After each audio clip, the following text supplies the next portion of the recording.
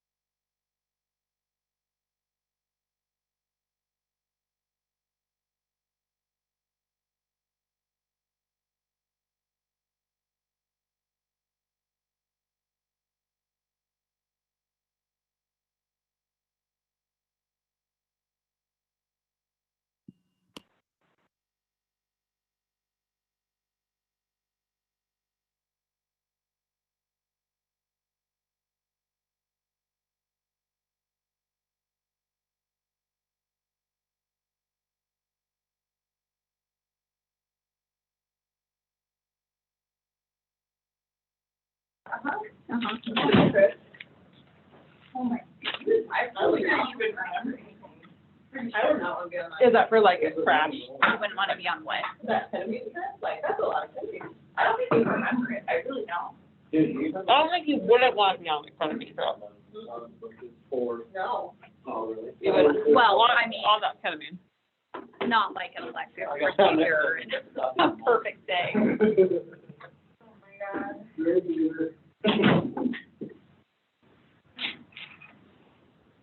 All right.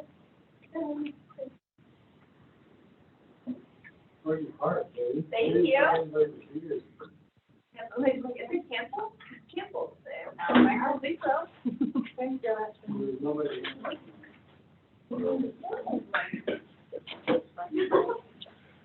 Guys are great.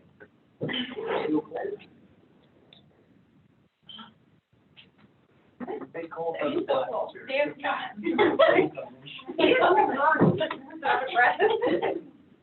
Here's another rolling chair for him if you want to put him front and center.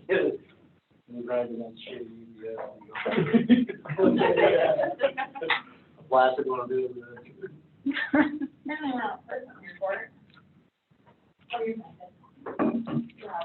Oh. No, I won't. Stuck here so much these days.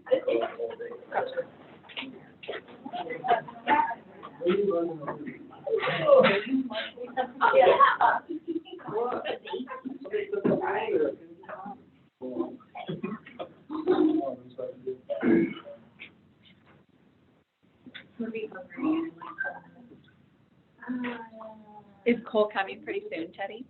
I'm gonna wait for him. Just get started.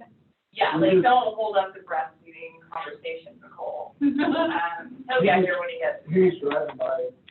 He said he should be done pretty quickly, but.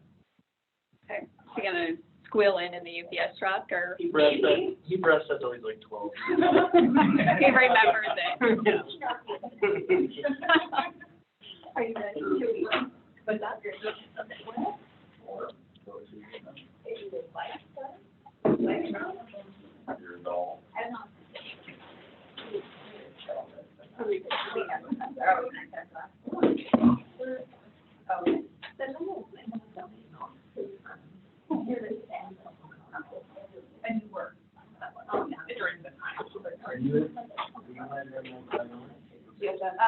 Did you take anything on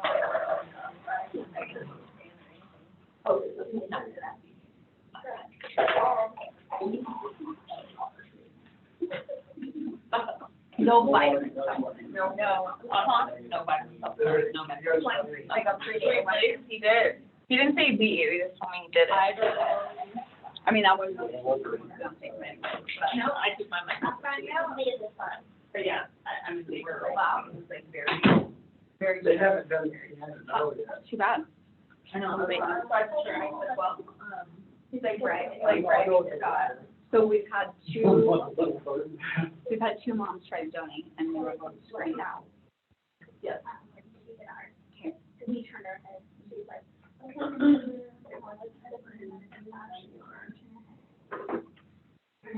What do you think that, well, I was watching the whole time for 6 of those years. Yeah, and we look like, we gotta get look. I was, Yeah. and I was like, that's a boy for sure. That's one. Big on my head.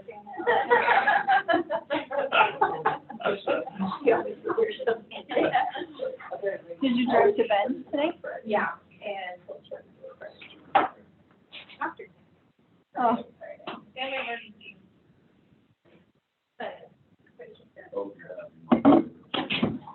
What your pickup said? Sorry. Well, because you're leftovers.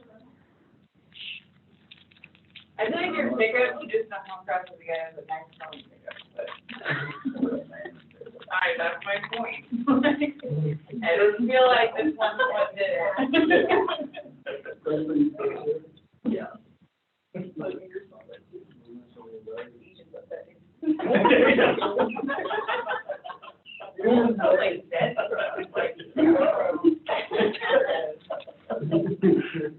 Yeah, I was like, smacking my kisses and then she's like, oh, you're like that.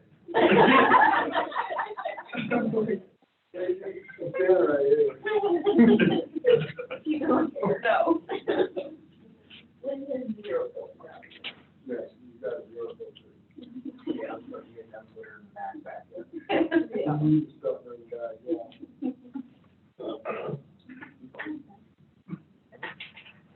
you guys ready to get started? Do you guys have any questions from last week? That was a good one. You really You did. did. It wasn't one. Do you want us to recap it? No. Okay. Start with the first video. You guys covered it.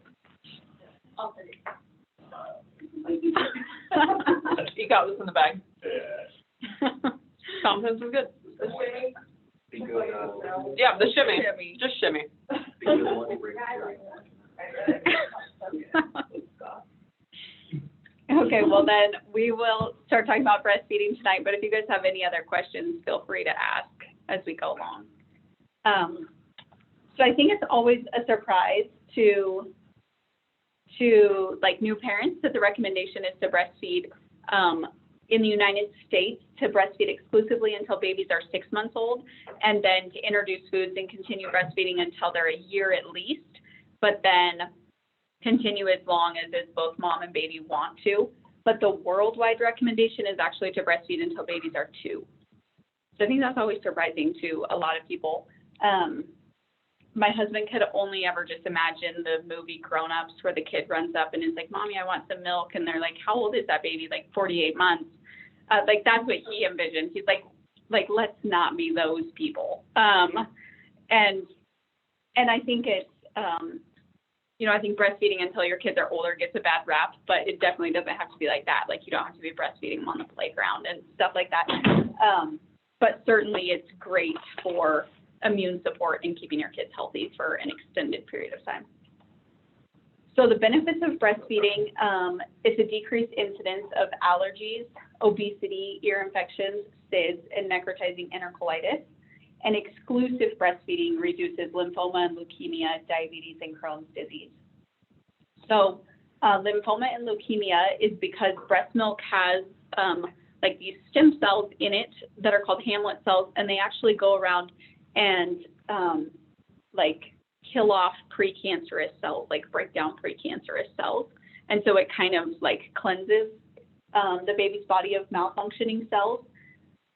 Necrotizing enterocolitis was pretty common in NICUs. You would see pictures of these tiny little preemie babies, and their little bellies would just be black and so inflamed. And they found that when they stopped feeding formula in the NICUs, the rate of necrotizing enterocolitis decreased significantly. So now you pretty much will not see formula in the NICU unless a parent like specifically request it. It's all donor breast milk and then mom's pumped breast milk. And then allergies. So I worked with a lactation consultant from like around the Seattle area, and she had taken care of a family that had a 9-month-old, and they fed him peanut butter, and he had an anaphylactic reaction to the peanut butter. And so they called the ambulance, they started resuscitation at the house, transferred him to the ER and then up to the pediatric ICU. And when the pediatrician came in, he said, do you plan on breastfeeding your baby for a long time? And the mom was kind of like, oh, like, not really. He's 9 months old. And he recommended to breastfeed for a long period of time. And so she went ahead and breastfed until he was 5. And when he was 4.5, they did a peanut challenge. And she said, if I knew what I was signing up for ahead of time, I would have never agreed to it. But she didn't know what she was signing up for. So she said, sure, they would do it. And she went to the bathroom right before they started, and she walked out in the hallway, and they had an entire code team in the hallway and epinephrine taped up and down the door jambs because they fully expected like a full-blown anaphylactic reaction and a code resuscitation. She came back in the room, they fed the kid peanuts, and he had no reaction at all. And they attributed he basically outgrew his peanut allergy, and the pediatrician attributed that to long duration of breastfeeding. So every time my husband's like, oh my God, are you going to wean that kid? It's like, well, like asthma runs in our family. And like, if you could live your life without asthma, that would be worth it. And so if, like typically breastfeeding, is many times a day up until they're a year old, but then beyond a year old, like it might only be once a day, it might be before they go to bed or, in the morning when they wake up or something like that. But it's just that, once a day for an extended period of time that really has profound benefits. One of the things I was going to say on the previous slide is in third world countries, they'll recommend that you breastfeed through your disaster season. So like if you have a hurricane season or something like that, where your water supply would be wiped out, transitioning your baby to formula or to, just tap water wouldn't be a good idea right before a disaster season, because so many babies are then die to an infant diarrhea. So they recommend you continue to breastfeed through that. In the United States, most of us are lucky enough to not have to worry about that, but you do, if you can, it's good to breastfeed through cold and flu season. So like with my first son, he was born in March. So I breastfed him through his first year of life, and then he weaned in like January, right before his second birthday. But that was kind of a miserable January, February, March, because he was sick a lot in January, February, March. And like in hindsight, oh, that was dumb. Like I should have just continued to nurse him for 3 additional months, and that would have like saved us a lot of sick calls. My second son breastfed. He's a May baby, and so through his second birthday and weaned in like August after his second birthday, and there was much less sickness with that. So it's something to keep in mind, like depending on when your baby's birthday is. And like some people might say like, no, I'm not breastfeeding till they're 2, but maybe just consider going through cold and flu season after they turn 1. And something to think about now, right, is we don't have much of a cold and flu season because everybody's masked up and there's hand sanitizer everywhere and we're sanitizing everything. But we are in the middle of a pandemic, and so that's something that I know that I've considered. So my daughter is 15 months old, and I still breastfeed her twice a day, and part of that has to do with just wanting to get through the pandemic, because once everybody stops masking, depending on what time of year it is, we might see like a big resurgence of cold and flu season. And I would say, too, that when your kids are sick, especially when they're young, it's hard to get fluids down them because you can't rationalize with a 14-month-old that they need to drink water because they've just been, like, pooping and vomiting for 24 hours straight.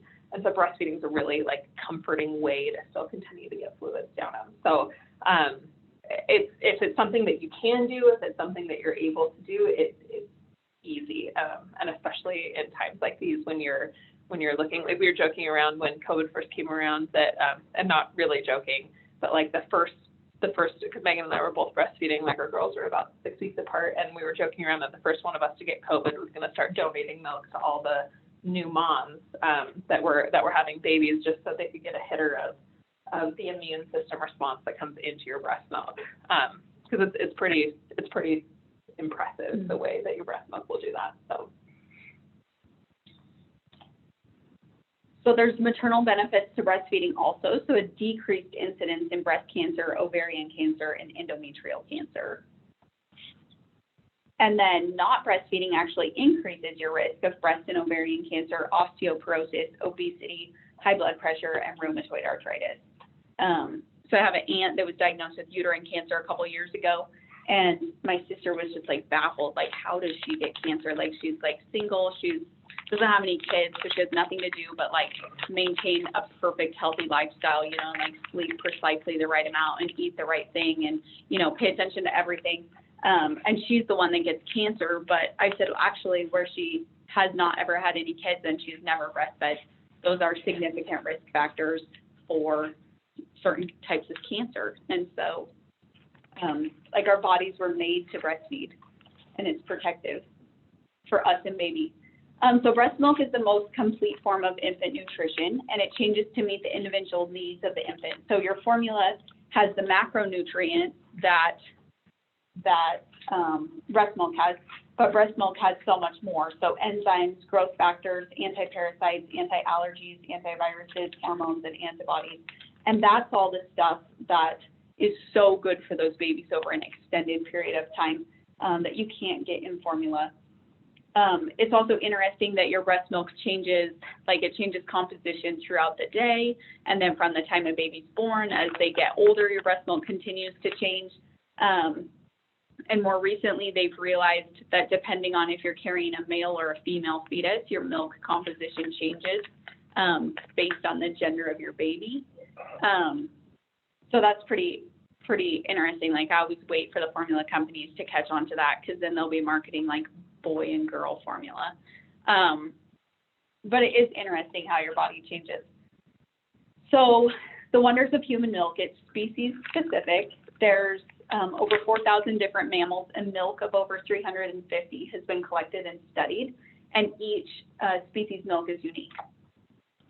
So this whole chart compares cow milk, which all the infant formula on the market is just a dried cow's milk with like fortified vitamins in it.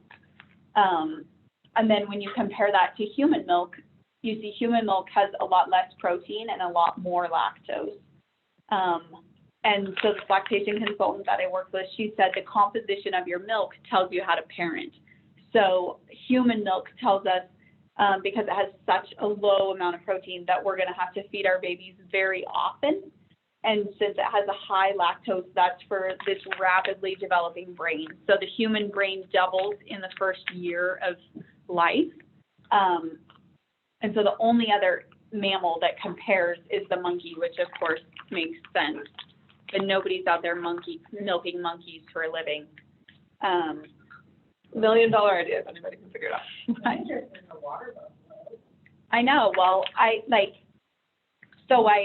know I kind of had to read about this. And so in the group of mammals, there's two different kinds. There's nesters, and then there's carrier followers. So they say like a deer or a dog is a nester, so they nurse their baby and then they bed them down. And like a deer only nurses like once every 15 hours. They just bed them down and leave them. Whereas like a horse or a cow or human is a carrier follower. So our babies are meant to go with us everywhere. So if you watch like a cow in the field, every time the cow stops, the cab sucks, and then the cow walks a little further and the cab sucks. And that's what humans are meant to do too. Like our babies are meant to go with us and nurse on demand. You know, when I was looking at the whale, I was like, oh my God, 42% fat. But I was reading about, or I guess it was the seal that I was reading about, that they, you know, go up onto an iceberg and I don't know what they do, whelp their pups. I don't know what that's called.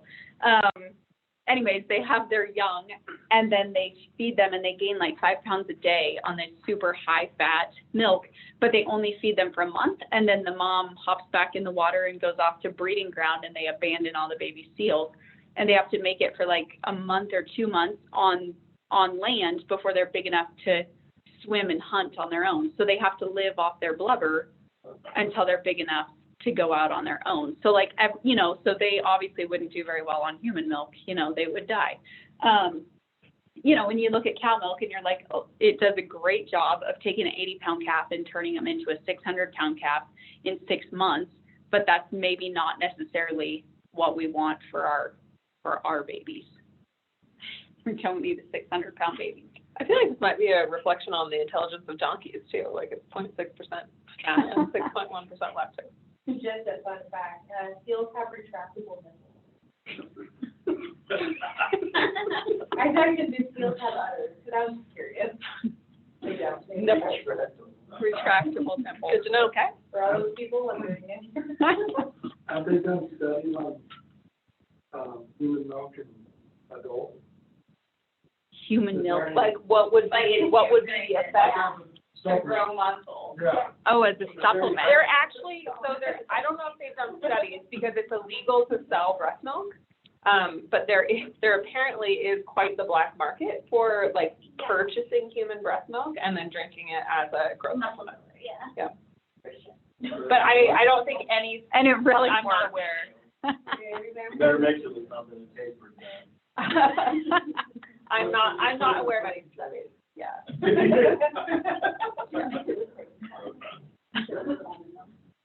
There's So that. he's only gonna get it one way. Out of the pack, he's gonna make that plate.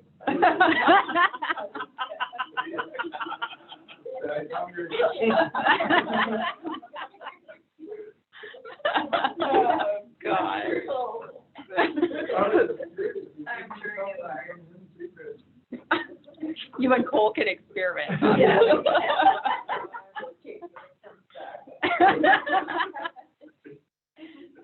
So when anthropologists have studied like breastfeeding cultures, so the United States is not considered breastfeeding culture. We're not super at it, but when they have studied breastfeeding cultures, what they have noted is that these babies, on average, are eating 48 times a day, which is crazy, right? Because like I feel like if you go to like a pediatrician's office or if you Google how many times should I breastfeed my baby, like probably 8 to 12 is going to pop up, right?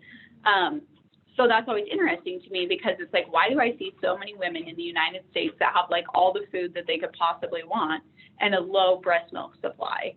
But then in Africa, you have these women that like may or may not have enough to eat and they're nursing 1 or maybe 2 babies.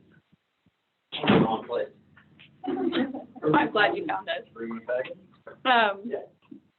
So if you look at the lady in the middle, most women's, welcome, Cole. Most women's nipples point outward. And if you've carried a baby for a long period of time, like the most comfortable place to carry them would probably be on your hip, especially if you had a sling. So you can imagine that in these breastfeeding cultures, these babies are on their hip in a sling and just nursing on demand. So, they're not necessarily like sitting down feeding them 48 times a day. That baby's just going with them everywhere and they're feeding on demand. So I think that's like probably the biggest difference between breastfeeding cultures that are really successful and the United States is that we're not all just walking around naked with our baby in a sling feeding them 48 times a day.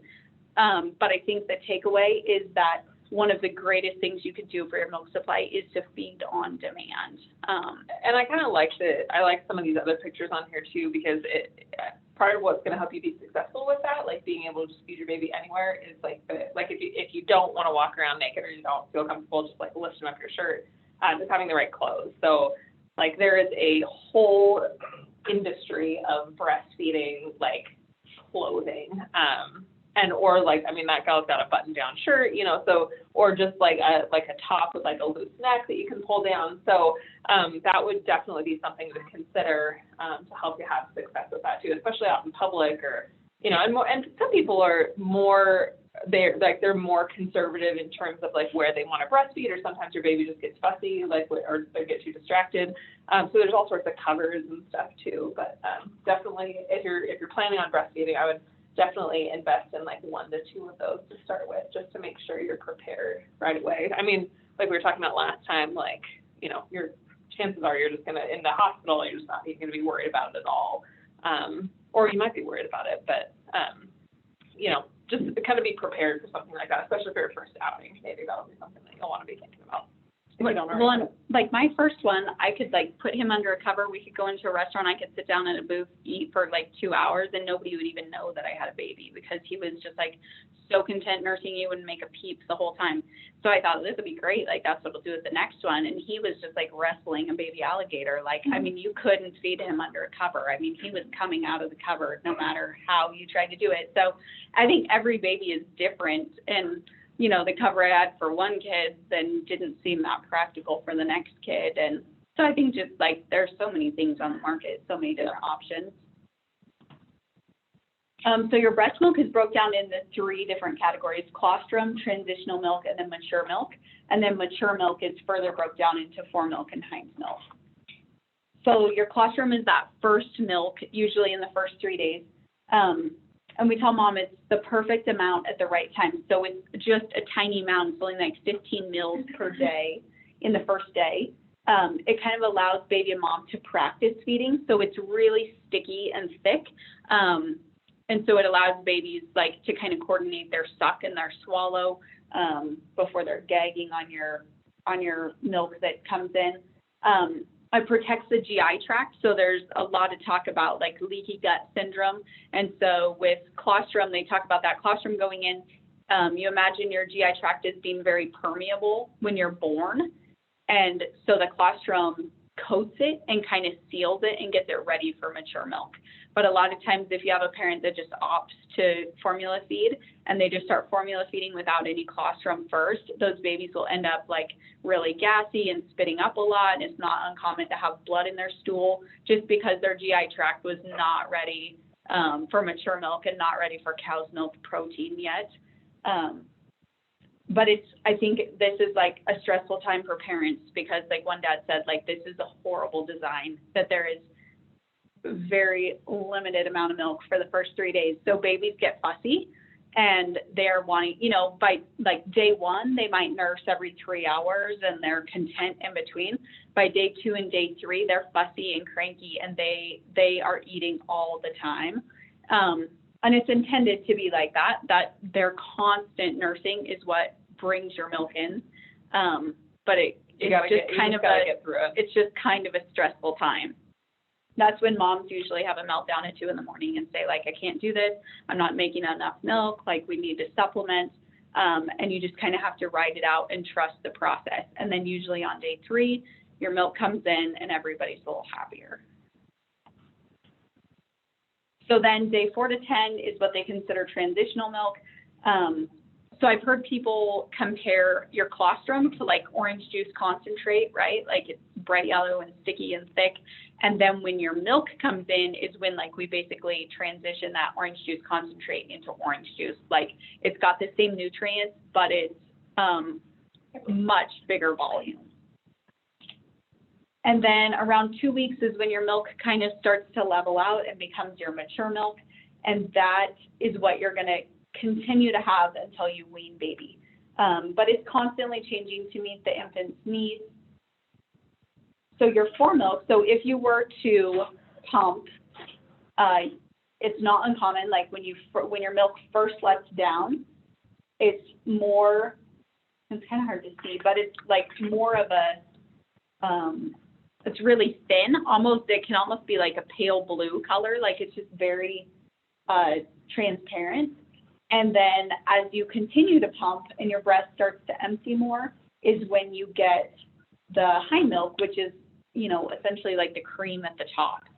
And then throughout the day, like first thing in the morning, you wake up and you have a lot of foremilk, which I think of that as skim milk. So it's really high in sugar, low in fat. And then throughout the day, it changes to be high in fat, lower in sugar, lower in volume. And they think that you know, kind of that transition from high sugar, low fat to high fat, low sugar is also what helps babies start to build like a sleep pattern and a rhythm, right? Because like first thing in the morning, they're getting a lot of sugar. And then by evening, they're just getting a lot of fat. And that's helping to like satisfy them for a longer period of time. So this is just to kind of give you an idea of the size of a baby's stomach. So day 1, baby's stomach is only like the size of a cherry. And that's how much milk we're expecting to see. So, like, of course, if we took a bottle into a new family with that much milk in it, like, they would definitely think we were crazy. But when you're nursing, like, that's how much they're getting in, you know, those first feeds. But then by day 3, right, baby's just been nursing, their stomach is increasing in size, and the amount of milk that you're producing is also increasing. And then that just continues to climb. So preparing your body to breastfeed, the hormones of pregnancy is what kicks that off. So when you are an embryo yourself, that's when your breast development starts, and then it stops. And then when a girl goes through puberty, it continues, and then it stops. And you don't actually have full breast development until your first pregnancy. So that's why most first-time moms experience like significant breast growth in their first pregnancy, but you won't necessarily experience that in subsequent pregnancies, right? Like you might have like some changes, but it shouldn't be like multiple cup sizes that you're changing.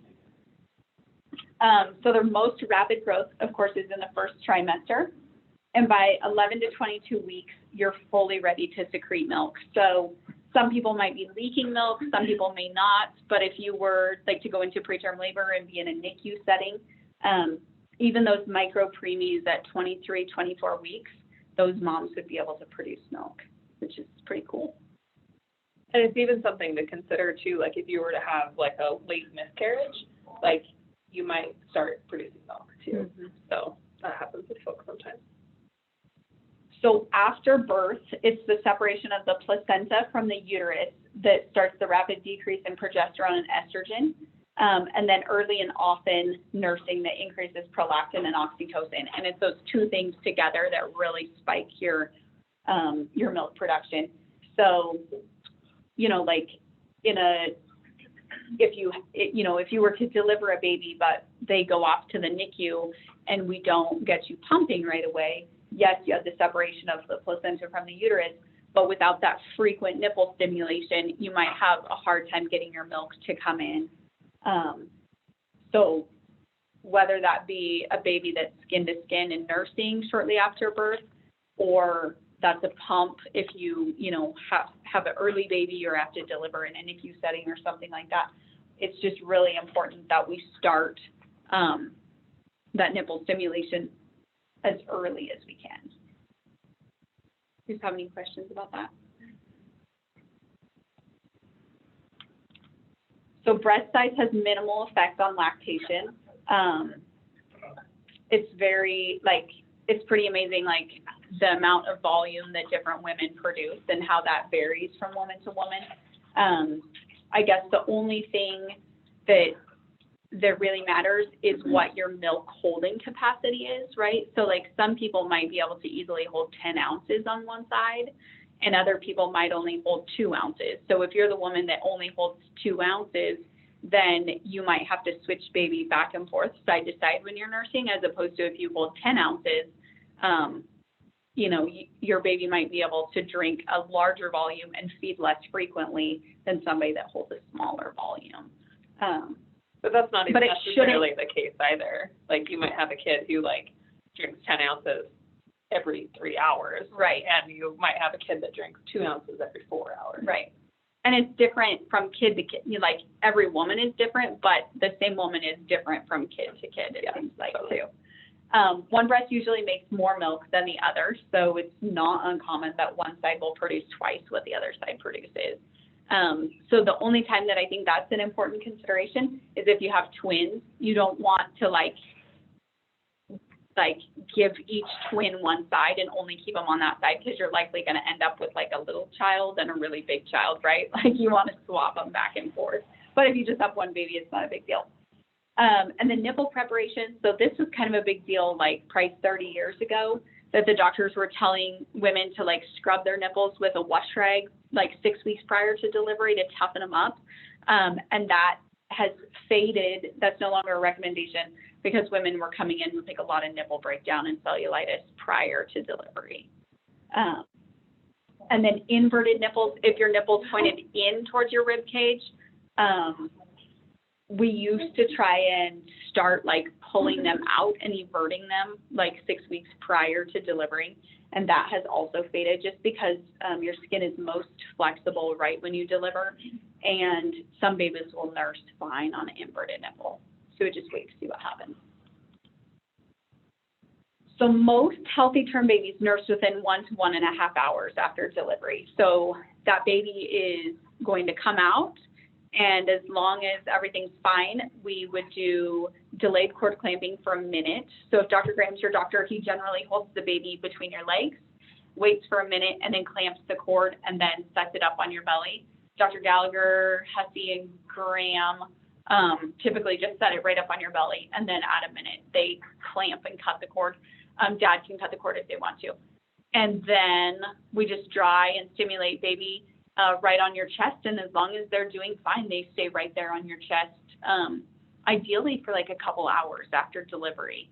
And hopefully in that, first half an hour to an hour, that baby is rooting and latches and starts nursing. And then it's pretty common that these babies are going to nurse for like an hour, maybe longer than that. And we'll just let them stay on your chest and nurse that whole time. And then when they're done, that's when we'll then take them to the warmer and just weigh them and measure them. We do vitamin K injection in their leg, which is just to help them clot, and then erythromycin ointment in their eyes to prevent infection. So that's kind of standard. So if you don't want that, then you should tell your nurse that you don't want that. And then, like I say, we would weigh them, and then that's typically when Dad holds them for the first time, and Mom's able to get up to go to the bathroom. So it's pretty amazing that they nurse so shortly after birth, but it's so very instinctual. So that suckling reflex peaks in the first few hours, and then appears less acute if that time is missed. And milk comes in sooner with early suckling. So I grew up on a ranch, and I always saw this, with cattle. Like if they get up and suck right away, they'll make it through like the worst blizzard and they'll have it figured out, as opposed to if you have to get a cow in that's gone 24 hours without sucking, like that suckling reflex just isn't the same. Like my brother said, like it's a wonder any of them survived. Like when you're in a pen trying to help one that's 24 hours old, like they're just so dumb, like they don't get it. But it's because that suckling reflex peaks right after birth, and then they kind of lose it after that.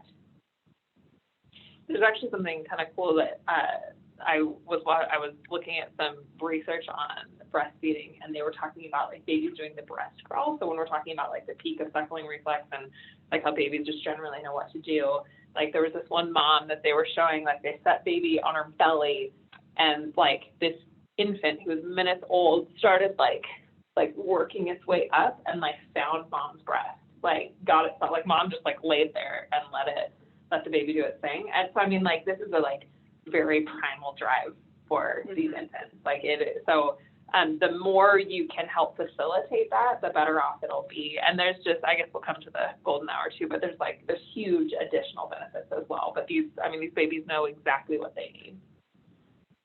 And it's pretty cool. Like that's, oh my gosh, like that's my favorite part after having babies, is just that baby on your chest, skin to skin. You know what I mean? Like that's like as not fun as pregnancy is. Like that, like it's worth it just to have that little baby on your chest all over again. Uninterrupted.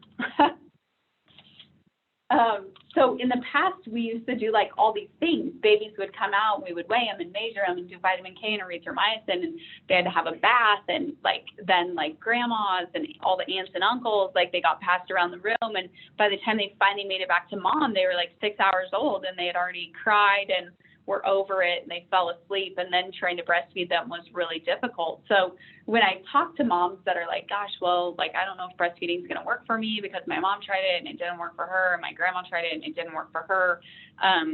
A lot of times it's simply just the fact that we as hospitals and nurses did a lot of things to make breastfeeding unsuccessful. Like we separated moms and babies, and we took away like that really important time.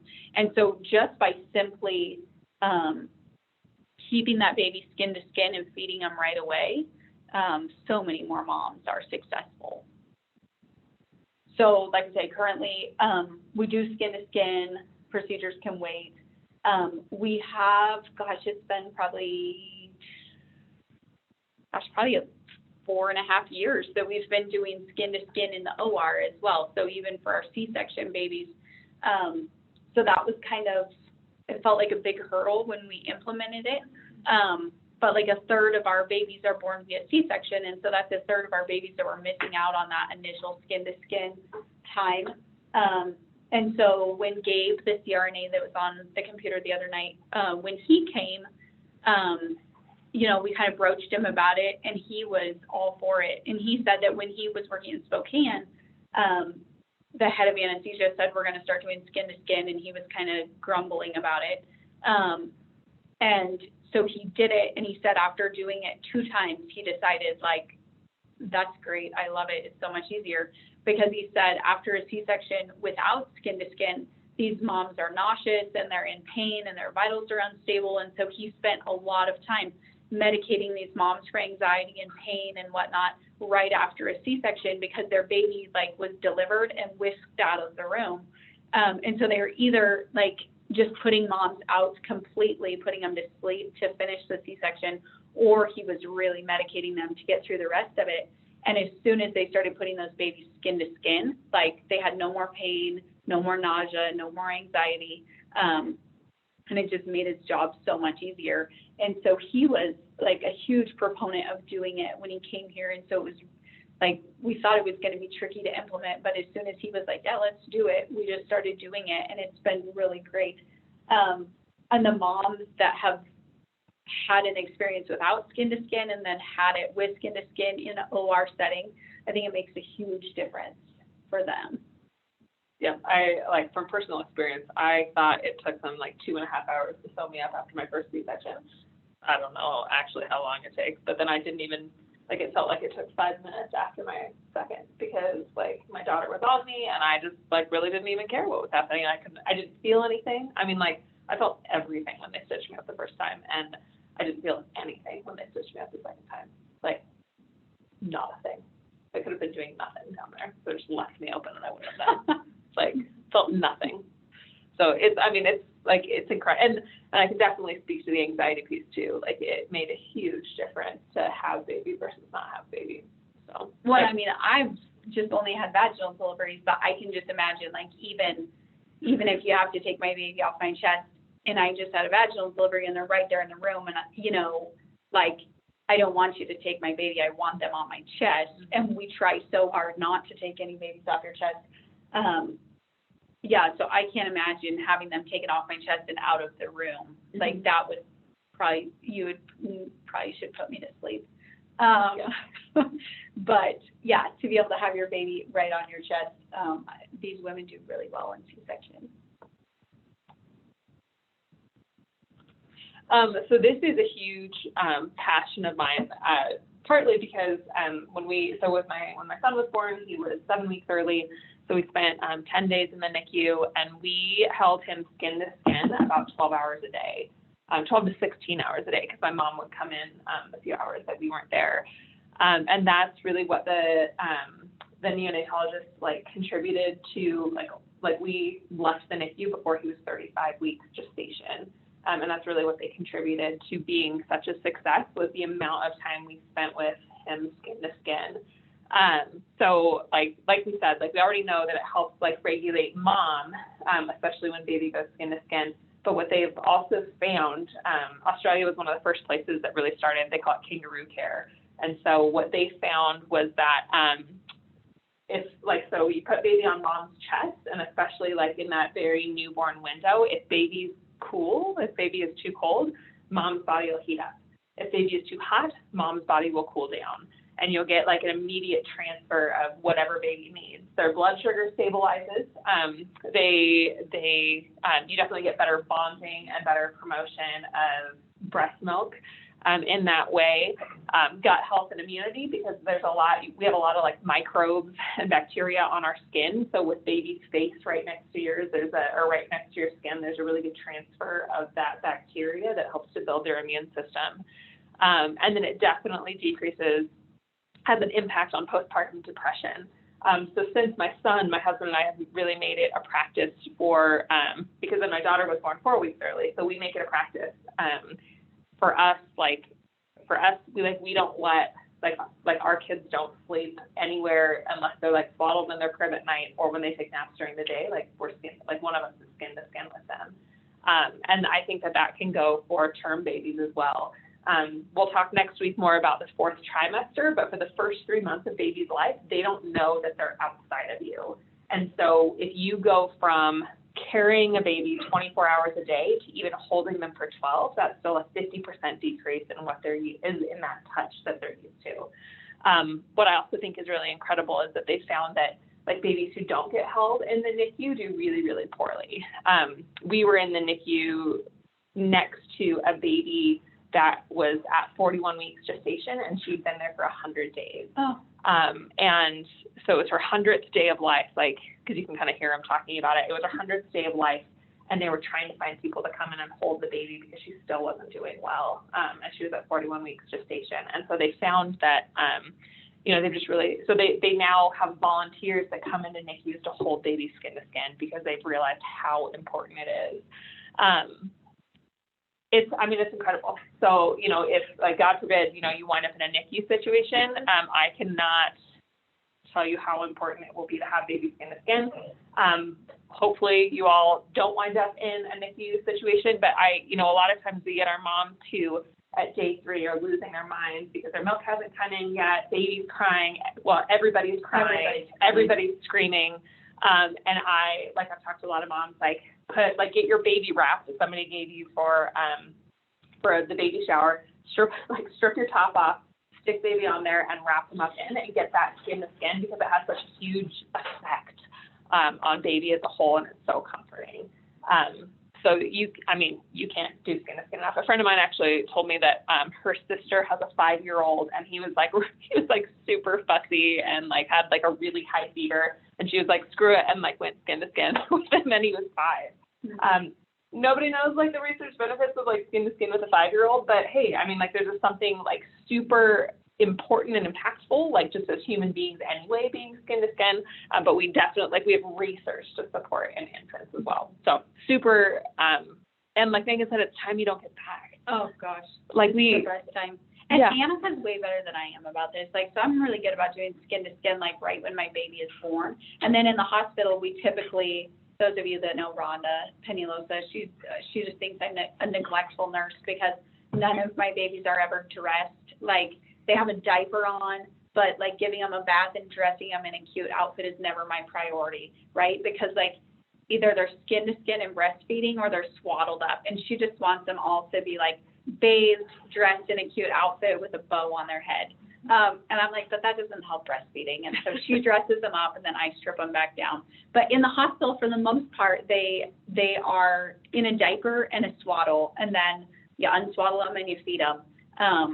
So they don't even need an outfit in the hospital.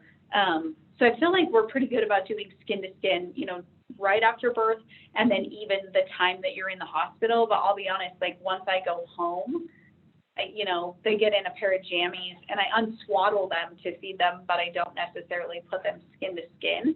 And Annika is definitely better than I am at that, putting them back skin to skin. And that's especially the more kids you have, the more it's oh my God, I just don't even have time to strip this baby out of their outfit and put them back skin to skin. But I think if you take the time to do it, you'll never regret that you did it. And I think too, that fourth trimester time, both for mom and dad is really important. And so Russell and I, we alternate. So one nap, I just get to sit there and hold the baby. For the first month, I just get to sit there and hold the baby for the first nap. And then the next nap, Russell will swap and we just go back and forth all day.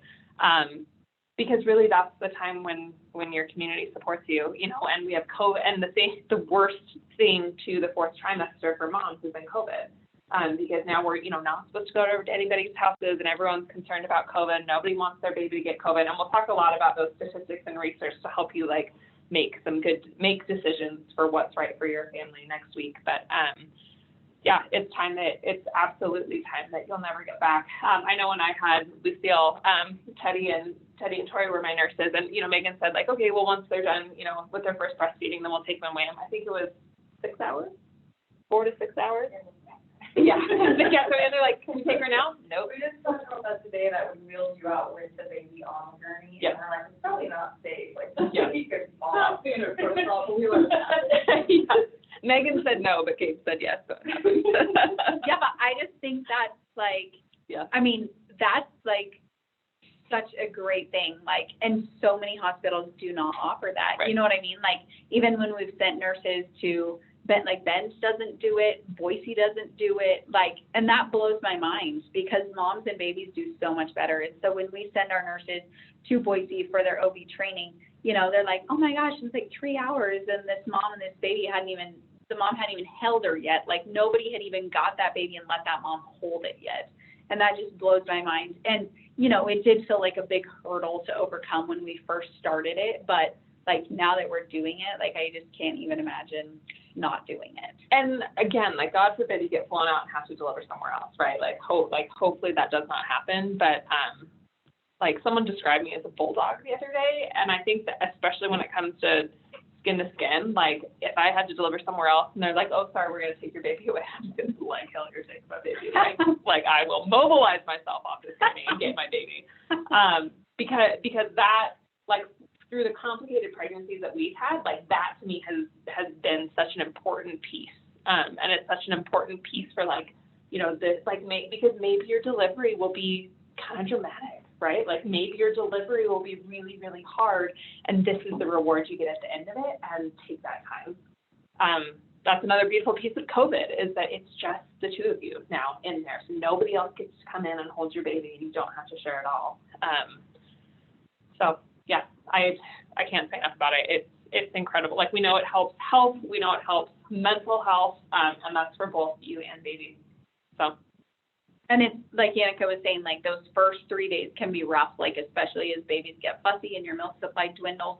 And so, of course, nursing them is great. But sometimes, like, you're like, okay, like, we just nursed for an hour, like, let's have a 15-minute break. Just putting those babies skin to, like, they crave contact with you so much. So just keeping them skin to skin is really helpful. And that can be dad, too. So if you need to shower, that can be dad. I don't know if I would suggest younger siblings or older siblings, but probably not. I mean, why not? Throw in some cells. Yeah. So normal feeding patterns, that first feed, like I said, is often followed by sleep. So these babies are skin to skin, they nurse, and then you can hand them off to dad, and they're pretty content. And they typically will do that and cluster feed, like, for the first 2 to 3 hours. So by cluster feed, we mean that, like, you might nurse them and they might be content for 15 minutes, and then they've got their hands in their mouth and they're licking their lips, and those are all hunger cues, and so you should feed them again. Even if your, you know, grandma is like, are you serious? Like, you just fed them. Like, yes, those are hunger cues. You should feed them again. And then they'll usually fall into a little bit of a deeper sleep, but by, like, 20 to 24 hours is when, like, they really wake up. And then it's like a pretty nonstop job until day 3 when your milk comes in. So, like, pre-COVID, you know, this baby was born, you fed them, they went to sleep, it was great, all your friends came in, you did all your social media posts, like, there was this influx of people, and then at like 12 hours after delivery, you're finally exhausted, and you're like, okay, we got to go to sleep. You kick everybody out, you lay down, go to sleep. Well, that's when the baby wakes up, and then that's it. You lost it. Like, you don't get any sleep for the next 3 days. More like 3 months. So I feel like you have to really protect that, like, right after delivery. If you can, like, deliver and feed that baby and go to sleep, that is ideal. And, you know, like, you won't regret taking a nap in those first 12 hours. So feeding cues, like we said, mouth activity, so hands in their mouth, licking their lips, rooting. So, like, if you brush your hand on their cheek and they turn towards it, like, that means that they're hungry. I look back at the photo album of our first kid, and I'm like, oh my gosh, like, he looks like he's starving to death in every single picture. Like, he's just got his fists in his mouth in every single picture. I'm like, geez, that's such a dumb first mom. Like, I wonder if I ever fed that kid. But yeah, if you wait until they're crying, it's a lot harder to get them to latch because they were hungry a long time ago. This is also the reason that we don't keep babies in the nursery, just because in the nursery we just had like a baby monitor, right? So we would only realize that this baby needed something when they were crying. And so at that point, they had been rooting for a while. So you can expect your baby to just stay in the room with you.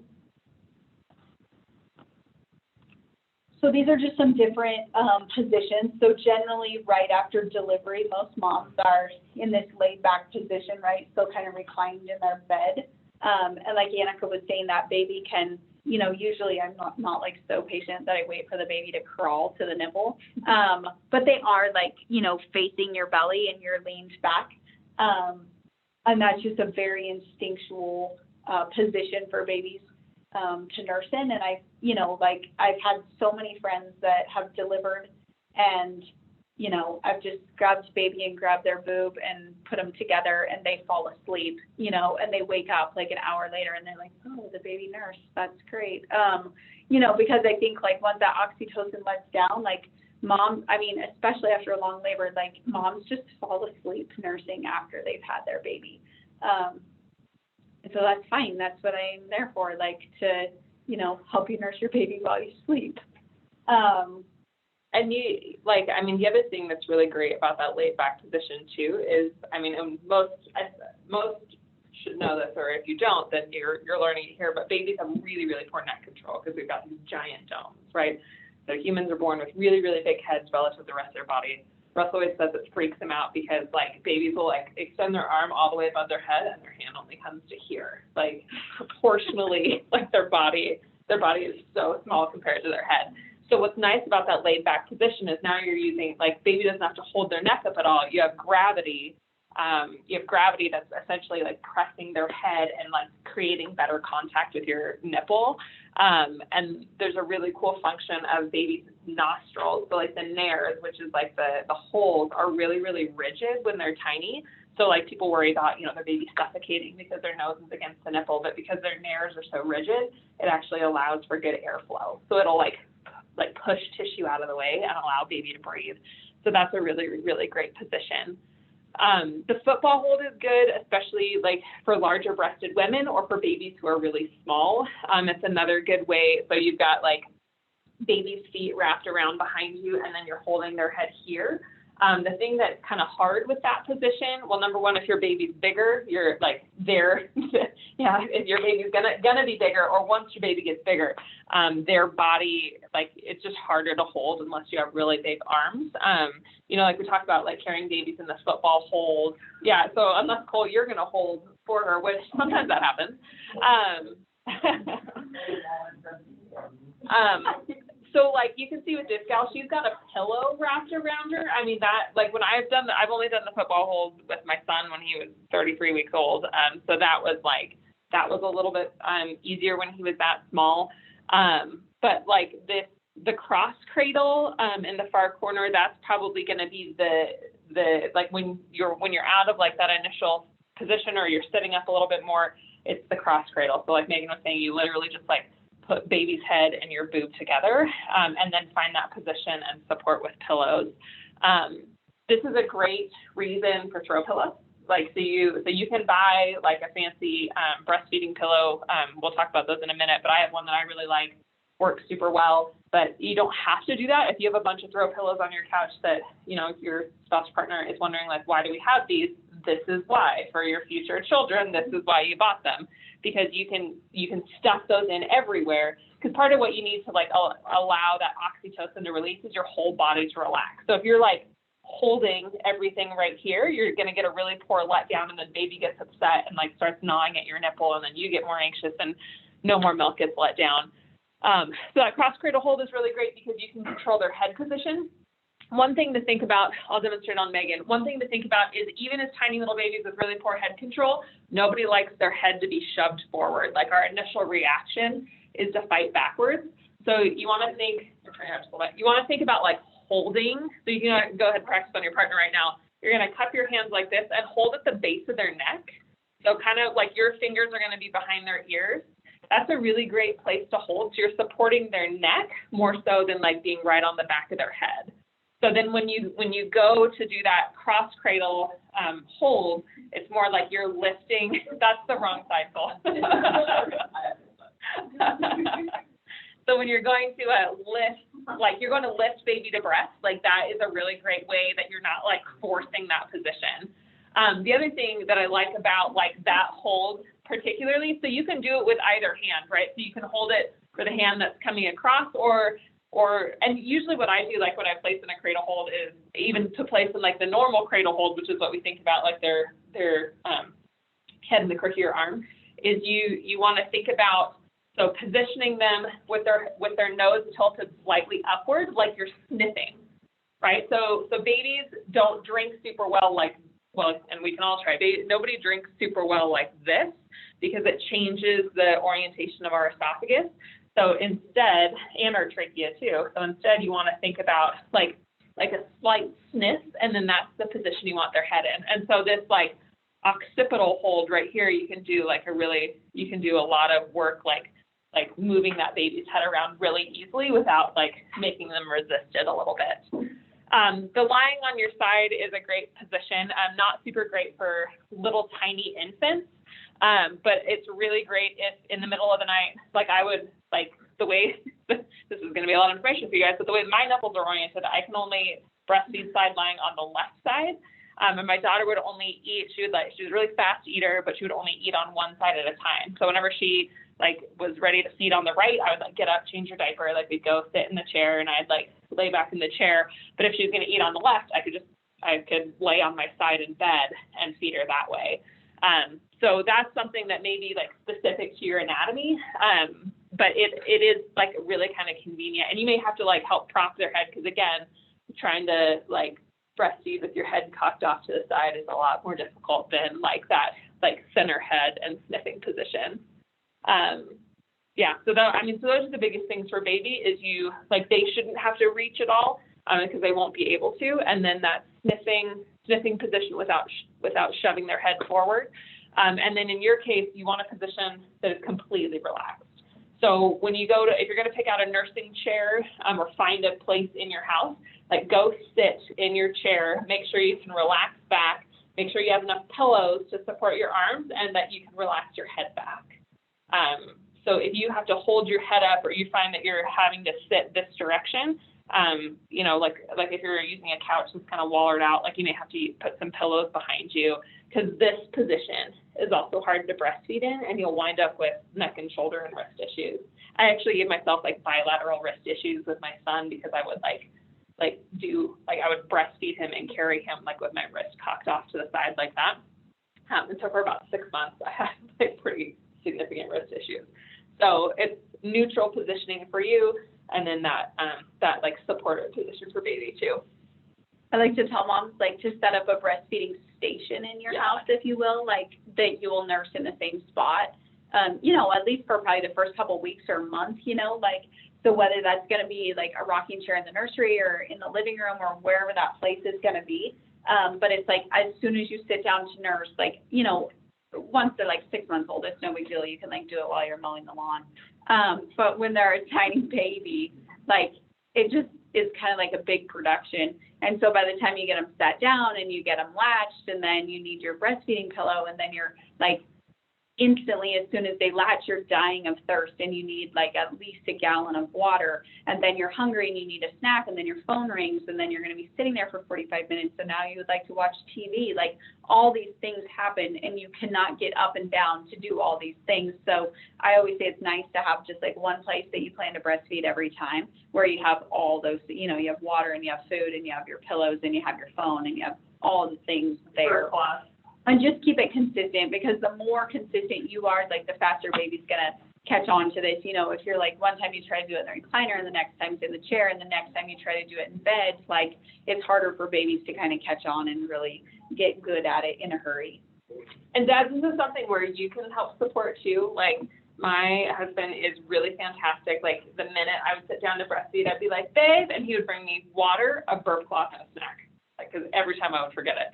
Like baby starts fussing, and I like want single track mind, like I must feed this child, and I would always forget for a cloth, a water, and a snack. And so he would just like bring it to me and set it down and then turn around and walk back out of the room every time. I would be like, before I had kids, I was like, I'm still not a very good water drinker, but like, I mean, I could go to the gym and work out with a cup of coffee. Like, I just don't drink that much water. And then I had my first kid, and I cannot even tell you, like, as soon as that baby latches, it's the letdown of oxytocin just causes this, like, It's like you've incredible never drank burst. water. Like, I mean, you can down a quart of water so fast, and it is just incredible. And I feel like it happened with all three kids, but I feel like it got like a little less with each kid. But with the first one, it was like, holy smokes, like drank so much water. Like your mouth is like literally parched. Like it's all of a sudden dry. Yep. Gosh, if you're gonna do lying on your side, like don't do what I do. I got up like in the middle of the night the other night, and I was just really tired. So I just grabbed Colton out of her crib and laid down in bed, and then I fell asleep. And then she flipped over, and our bed's up pretty high, and I caught her by one leg, like right before her head hit the ground. So like, just learn from my mistakes. Like if you're going to do that, maybe you should like face the middle of the bed or something like that so you don't drop them on their head. I mean, fine.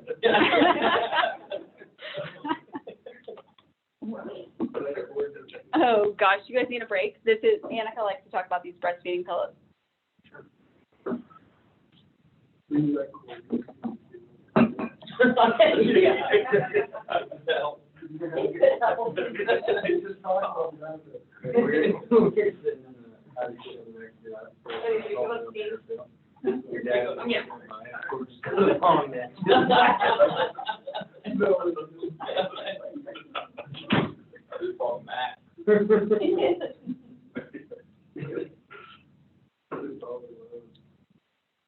Is your truck out? Nope.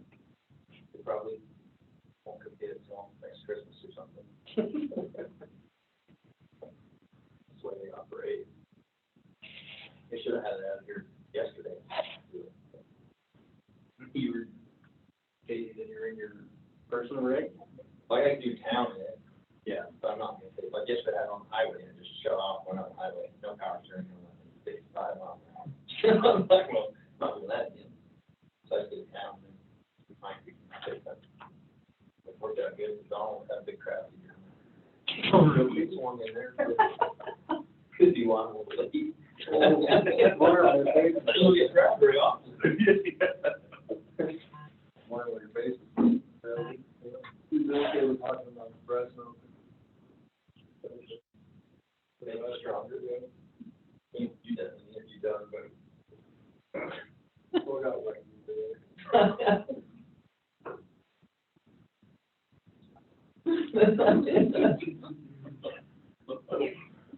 We'll find out who's been on breast milk.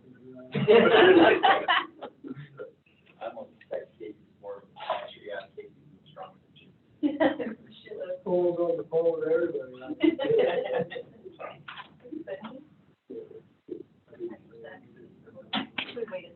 Oh, thank you. Oh, good. Maddie.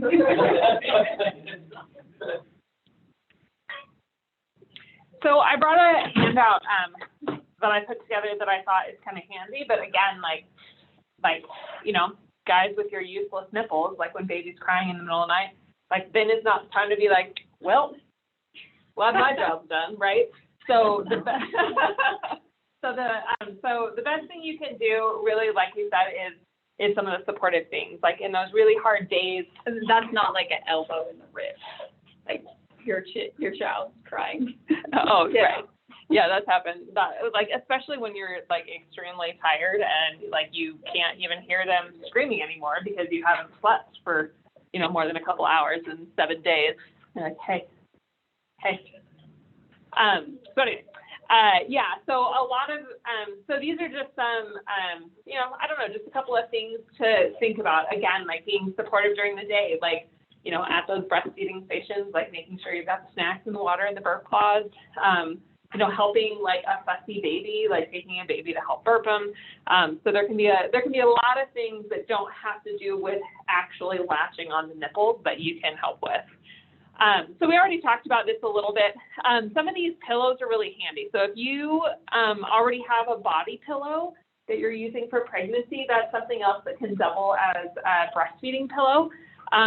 If you have enough pillows on your bed, let's say, to be able to like get into like that nice reclined position, then that's great. But these body pillows are like kind of firm, you know, so that can help really support you so you don't wind up kind of sinking into those pillows. And then the 4 pillows below, when I put this slide together a couple of years ago, these are the top 4 of the top 10 breastfeeding pillows of 2018.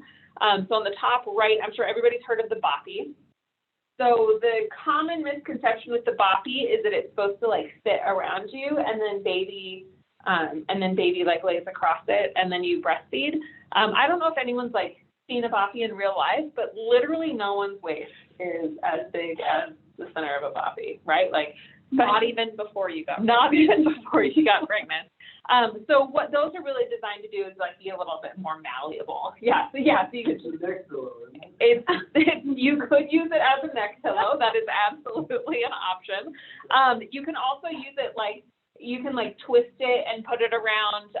Our occupational therapist really likes it for facilitating like more of an upright position for baby, especially if like they have like some reflux issues, like you could feed them and set them back down. Most moms don't like them for breastfeeding.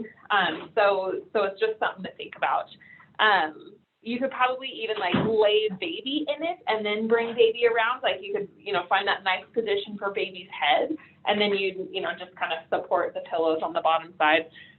Anyway, boppies are really popular, but not super great for breastfeeding. The bottom one was the most expensive one on the list. That's the Ergo Baby. So Ergo Baby has lots of ergonomics in mind with all of their design of baby stuff. This one's a little bit nicer, right? You don't have this like tight little horseshoe. It's a little wider. My personal favorite that I've used with both my kids is on the top left. What I like about it from a physical therapy standpoint is it's got some lumbar support. So, and it's pretty lightweight foam. It's not a super dense foam. At least mine now after 2 kids isn't a super dense foam. And so, but you do get a little bit of support on the back. It's contoured, so especially when babies are little, it's going to help like lift their head up a little bit. And then it's got like an adjustable little clip on the side. So, you know, so like my husband uses it, and then like when we do bottle feeding, and then I use it as well. And then it's got, you know, a convenient little pouch so you can put anything in. You can also like take, what I also like about it too is you can take the cover off and wash it. You can do that with the boppy too. This one, I looked at it this last time, that the pillow where you can like kind of change the height. I think that's a great idea too. So if you want something that's kind of its own unit and you don't have to use 3 or 4 pillows, that was super cheap. I think that was like $30. But you know, you can adjust it based on how high you want the baby, like based on how high your waist is. So I thought that was kind of clever as well. Do you guys already have breastfeeding pillows? Have you looked at breastfeeding pillows at all? So if you have one or you're interested in trying some different ones, the one that I like, which I can't remember, I think it's called My Breast Friend is what it's called. We actually have that at the DME store uptown, or if you don't know where the DME store is, it's between the 2 weed stores. That's how I describe it to people, right? Between the 2 weed stores. Everybody knows where that is.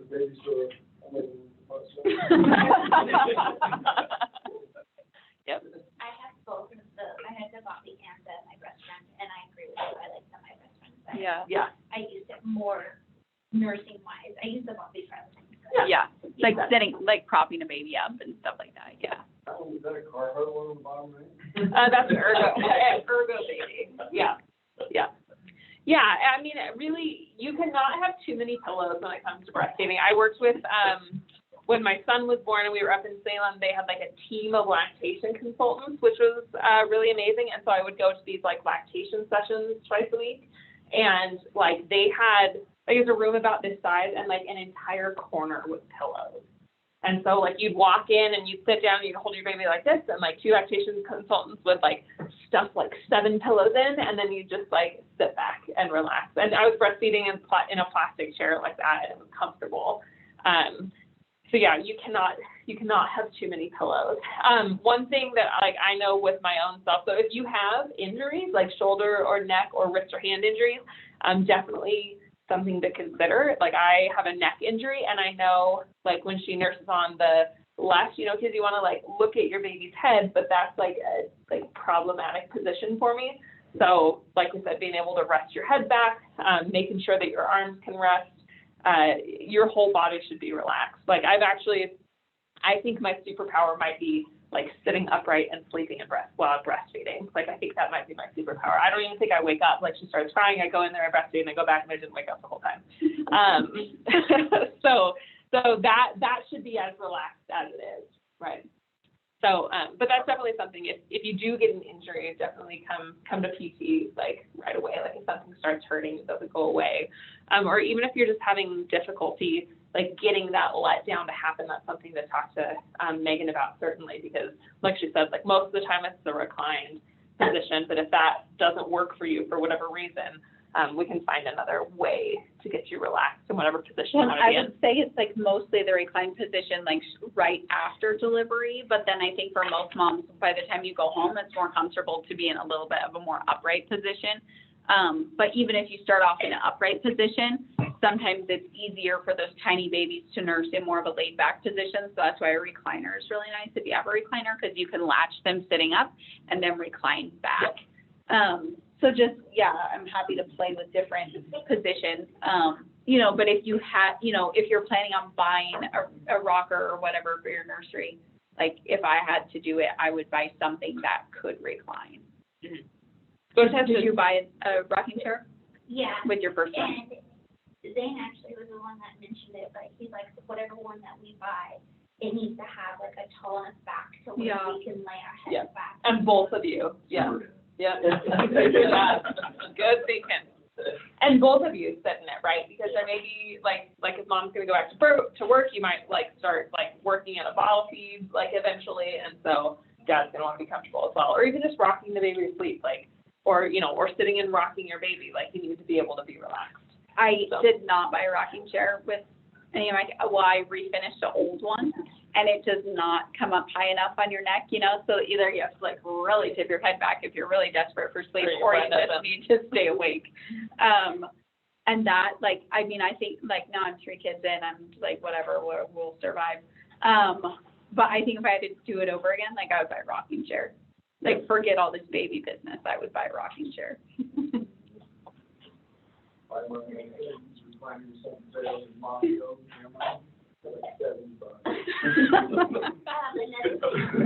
chair, like, if you got one that has like the kick out, but it's kind of hard to close, like that's one thing that does, but like if you finally get your baby to you're trying to like close it, and then it's so loud. Yeah. We have a glider with a footstool that also glides, and that's been pretty handy.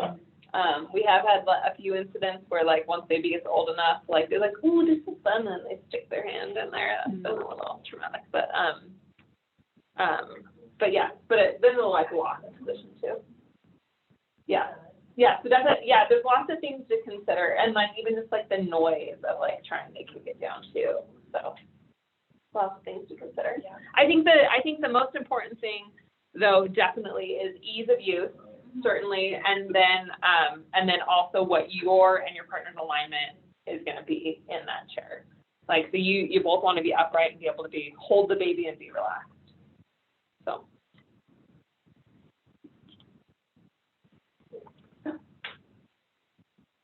So we've kind of already talked about this. So we keep baby in the room. The most important thing for your milk supply is feed early and feed often. Watch for feeding cues and feed on demand. And if baby is sleepy, at least offer the breast every couple hours. So there's going to be times for sure that they're eating like every hour, every half an hour, but then they might sleep for a stretch of time. So a lot of parents, like it's not uncommon that in report in the morning, they're like, oh my gosh, at 2 a.m, like they were a hot mess back there. And, but then finally at 3 o'clock, they fell asleep, and you go in and at 6:30, 7 o'clock, 8 o'clock, they're still asleep. And so like, I feel like the hours that baby sleeps the best is from like 3 a.m. until 9 a.m. And I know like for me, I'm a morning person. And so, it was like, you've been up all night long with this super fussy baby. And by 3 a.m, I was just like, forget it, kick on the coffee pot. We might as well just get up for the day. And that was like a terrible mistake, because then at 3 o'clock, they finally go to sleep. And from 3 to 9, like that's your chance to get some sleep. And so you don't want to, if you're a morning person, you don't want to just be like, forget it, we'll get up. Like you might just sleep for those 6 hours, because that might be your only shot. I used to think that the people who said like sleep when the baby sleeps, like my reply would be like, sure, I'll do laundry when the baby does laundry. And that is a terrible belief that I had, that caused me a significant amount of sleeplessness and anxiety in my first child. And the second time, I slept when the baby slept. Like I would literally drop whatever I was doing and go to sleep, which also became a superpower. I could like sleep on demand, which was great. And move milk. So breastfeeding is a supply and demand operation. So the more you breastfeed and the more you move milk, the more milk is going to come in. And so I think we underestimate that, especially in the first 3 days, right? We're like, oh, it's the first 3 days, like we're really sleep deprived, but that is like the most important time to really increase your prolactin level. So prolactin is the hormone that helps you make milk. So right at delivery, that's when that prolactin starts to increase, and we want to just nurse, because we want to skyrocket that prolactin level as high as we can, because it's naturally going to taper back down. But when it tapers back down, we want to just make sure that it is still high enough to have a full milk supply throughout your whole lactation, if that makes sense. So if you have here's your prolactin, and this is time. So that prolactin goes up super high in the first few days. And then like, if you say like, this is the threshold of like a complete milk supply. So that's 700 to 800 mils per 24 hours. That's what they consider like a full milk supply. And of course that's dependent. Yeah. 7. Oh gosh. I'll calculate it for you. 30 mils in and out. I'm talking about you. Anna's going to help in a second. 26 at the top, so 27 So ounces. 26, 27 ounces. So that's what we need to maintain a full milk supply, right? So you really get that prolactin level up in that first 3 days. So that's when that baby's nursing all the time, nursing. So what happens when moms are like, oh my gosh, I can't do this anymore, just give them a bottle, or just do, just supplement them, just give them a bottle, just give them a pacifier, whatever, it doesn't matter, it's the first 3 days. What happens is our prolactin level only gets up to there, and then when it naturally tapers back down, you're only at 300 mils, right? So even though it seems like what you do in the first 3 days doesn't play a big role in your entire lactation, it absolutely does. So they think the volume of milk that you'll be able to produce per day for this lactation is significantly determined by like those first 3 days and how high you get your prolactin level. Does that make sense? So those first 3 days they're hard, but you just want to keep nursing, because that's what will keep that a full milk supply. And I think maybe I think that's kind of the key for like this point where like if baby's sleepy, like offering them the breast every couple of hours, Yeah. right? So even if it hasn't been that long, or you're like, man, I would just really like to sleep. I mean, absolutely, like grab that chunk of sleep if you can. But, you know, if baby's gonna sleep for like a super long time, you can even, like, babies are so good at it that you could probably just like, even if they're still sleeping, like put them to the breast and like rub your nipple across their face, and they'll probably start nursing. And that's, you know, so you don't have to wake baby up entirely. Yeah. Needs to work. We already talked about how long. Yeah. Like yesterday. So an interesting piece from my NICU experience, I, for the first 6 weeks after my son was born, was on a crazy schedule of every 3 hours, I would wake him up, right? So preemie babies tend to be born, they're very tired and they fatigue easily.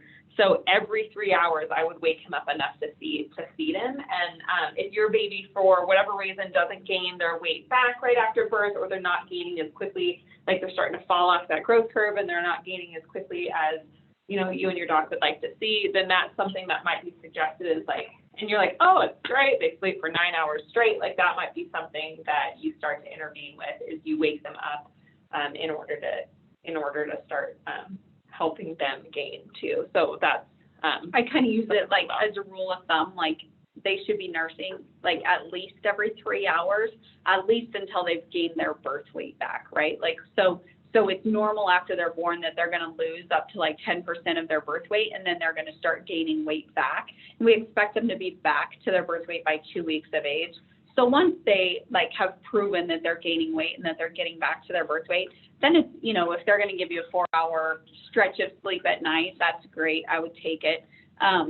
You know, but I kind of use that as a guide, like they should be getting up every 3 hours, you know, prior to that.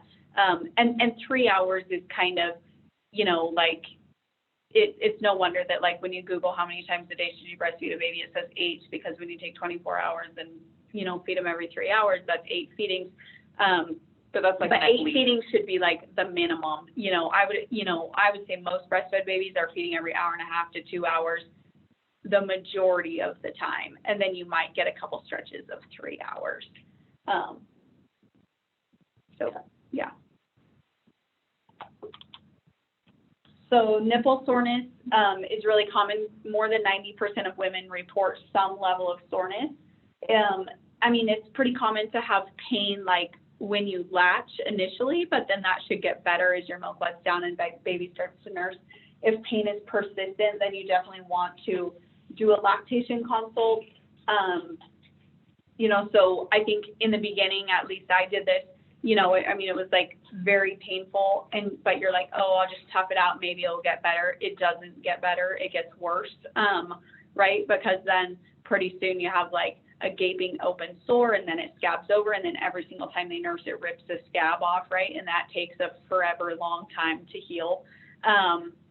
So I would seek help really soon rather than holding off. Like probably within 24 hours, honestly. Like if you, because again, you should be breastfeeding probably like 15 times a day. And if it happened for the last 8 feedings, probably is not going to change in the next 8. And a couple of things that, you know, like we said, like there are things that you can do for latch. So like the way a nipple has to get into baby's mouth, it's like by the time like they get that good latch and they start pulling, like that nipple is like most of the way down their throat. So the way like the tongue works to get the milk out, like that nipple is pretty far back there. And so a deep latch can be part of the problem. So the way the anatomy of the nipple, right? So you have the breast here, you have the nipple, and then it comes back down, and then you have areola. So this is not the only part, like it's not like a straw, right? So your nipple is not a straw. So baby's mouth ideally is like their lips are somewhere between here or farther back. So you want the entirety of the nipple itself to be in their mouth with like a good portion of the areola, and that's what goes farther back. So like when I worked with these lactation consultants, and my 33-week preemie had this itty bitty little mouth, that was where like, okay, don't shove their head forward onto their nipple, but you're like kind of aggressively shoving your nipple into their mouth. So you're supporting their head in a way that isn't shoving them forward, and then like as much nipple as you can get into their mouth is like really how how you want to get there. So even with my daughter, she was like a really aggressive latcher, but she wouldn't latch deep enough. And so, like I had Megan come over, and that's what we figured out was going on. And so then it just became like a real, like a speed test of like who could like get the nipple engaged faster. Like, would she like latch on too fast, or could I beat her and like get it in a little bit It was deeper? super traumatizing lactation consult because I had like a 3-week-old baby in the car and a 2-6. How Were you old guys were the sick? boys? I guess they were like 4 and 2 Yeah. or something like that. Anyways. And they were all sick. That's when one of us moved in the car. Yeah. And they like So even- I left all 3 of them buckled in their car seats, parked out in front of me Annika's house. Oh yeah, we had all been sick, so I told them they couldn't go inside because they couldn't get them sick.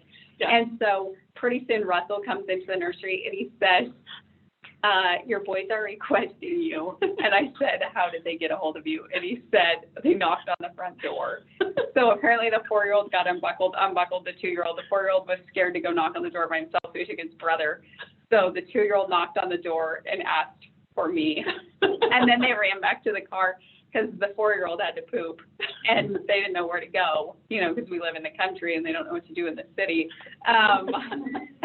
So anyways, they crawled in the trunk of the car and pooped in the corner of the trunk. And I mean, just life with me is a circus. But I had no more nipple pain after all of that. So oh, dear. yeah, that's successful. That's serious. I remember Terry like crying, and then she went and consulted. Yeah. Yeah. Yeah, if you can, It's a I big mean, deal. and usually it's not even like a big Yeah. fix, but if you can do something, it's, Was on that song. Yeah. So bag balm, I don't think has ever actually been I don't think he was asking about bag balm. Have they tested it? I don't know, I tried it. I don't think it was like that super. There is like lanolin, right, which is really similar. But all that, like lanolin's it is moisturizing, but sometimes you don't need moisture. Like the problem is like compression of the tissue. So it's not that it's getting dried out from, because like when tissue like becomes dried out and needs stuff like lanolin, it's usually because like it's wet and then it dries, and it's wet and then it dries, and it's wet and it dries. Like if you imagine like your hand, like you get it, you soak your hand in water for 45 minutes, it's all pruny, you take it back out, you soak it back in water for 45 minutes again, 45 minutes later, like eventually your skin would start to break down. Like anybody else has noticed from like washing your hands 47,000 times a day, same thing, right? So like moisture helps, but when the problem's compression, you need like relief from that compression. So like the lanolin bag balm ideas aren't like, so that's great if the problem is the wetness. And that will happen sometimes. Like even these soothies, I'm a huge fan of these soothies, but they're really occlusive. So like I actually ran into that problem where like I was having some nipple pain, so I just wore these soothies all the time, and I was like, oh, it's great. And then they started to like crack and bleed because they were wet all the time. Right, because even when you're nursing on one side, you're still letting down on the other. So then, like, it would just be this like pocket of milk. So you want like a bra that breathes pretty well. So even when you do let down on the other side, it like dries and moves away from your tissue. Yeah. So breast pads are great for that too. And I would probably do the reusable ones. I don't know, like. Oh, you would? Oh, I wouldn't. Really? No. Well, Maybe I don't because- have a but I had so much breakdown that once it turns into a scab, the reusable ones will stick to it and you will rip the scab off every time. This is like if no breakdown, if you're just dealing with like let down on the other side, they're like a diaper, for your nipples, so it'll like absorb it in and it won't be wet. That's what I thought was like possible. Yeah, that's right. And see how they work, right? Yeah, I mean, so if it's like the bamboo, something that will like whisk it away, that's what you need. But you might just find that you have to change them more often. And I don't know what your experience is with that, but Yeah, I think I wanted to I started with one, whatever Amazon like sent you like 4 sets of 2 or whatever. Mm-hmm. And I want to say I bought a second one because then you could just toss them in a bag and wash them when you wash the baby's clothes or whatever. Yeah. That's extra. But I did like the reusable one. Yeah, so the compression, I think, is the biggest piece, and usually has to do with like Megan said, usually a simple fix because it's just your and baby's position. But yeah, absolutely. I mean, just kind of. And especially like, I mean, if it starts getting bad, like on day 2, day 3, before your milk has even come in, once your milk comes in, then it's like trying to latch a baby on a bowling ball. Like Annika's saying, like they need to get their mouth like far over the nipple, but if you're completely full of milk, that's really hard to do. So if there's like starting to be nipple breakdown and then your milk comes in and you're really engorged, the problem gets a lot worse really quick. So the American Academy of Pediatrics recommends waiting for pacifiers until babies are a month old. And I think the biggest reason for this is because you want to, like, they're trying to encourage the establishment of breastfeeding, right? So don't just stick a pacifier in a baby's mouth if they're fussy, like stick them on your breast. That's going to help develop that breastfeeding relationship. And again, you know, that has a huge impact on your long-term breastfeeding with that infant. But that being said, in NICUs, they use pacifiers super early. So this is something to consider, like, let's say, you know, God forbid you wind up in a crash C-section, you're under general anesthesia, so you don't get to hang with your baby right away. One thing to think about is utilizing a pacifier, like especially if you're not doing well and need some time recovering, because that's still going to stimulate the sucking reflex in baby. So that's what they do in the NICUs. Like they take those, like the pacifier that's attached to the lion, like those are like some of the common pacifiers. And because these babies are so tiny, they cut the top off of them so their nose has room. And they're usually like they have some sort of like oxygen tube or feeding tube or something, and they'll let them suck on those. And that's like a huge milestone for a NICU baby to be able to initiate that sucking reflex. But definitely something to think about, you know, if for some reason you and baby are separated, is like promoting that pacifier use early. But yeah, if you're breastfeeding and you're with your baby, don't use pacifier. My mom, as a dental hygienist, would say to only buy pacifiers that say like orthodontist approved, unless you're cool with paying for braces, because sometimes these kids suck on these pacifiers for a long time, and with how malleable kids' bones are super early, they can have a big impact on their hard palate, and that's usually what leads to the need for braces down the road. So, since we're on the topic of a dentist, on your stroller checklist, one of the items is to go to the dentist sometime during your pregnancy. So I didn't know this, but Mike Sabin was telling me about this, that babies are not born with the bacteria that causes cavities. They obtain that generally from their parents. So if you have like active cavities, you want to get that taken care of before you deliver, because otherwise you will pass that bacteria, no doubt, right? Because at some point you're going to lick a spoon and give it to them or something like that. or just kiss on them. Yeah, you will pass that bacteria to them, and that's how they end up with cavities. So he said they did a research project, I think in Lake and Klamath County, looking, I think, at the EOCCO population. And so they just looked at, you know, I think the rate of cavities in, you know, small children. And then when they did like a big project of getting all these pregnant women a dental checkup and dental care during their pregnancy, the rate of cavities in children went down significantly. So, I mean, it's not just on there like because we are sticklers and we want you to go to the dentist. Like there's really a great reason for it. And we actually did have a baby that we lost several years ago, but the mom came in labor. She labored, delivered, and they coded baby was didn't have a heartbeat at the time of delivery, and they coded baby and lost baby. And when they did the autopsy, what they realized is that actually the significant other had a dental infection that the mom then got from him, and then it traveled down to her placenta, and the baby went septic in utero. And so, like, I mean, that could have been prevented probably.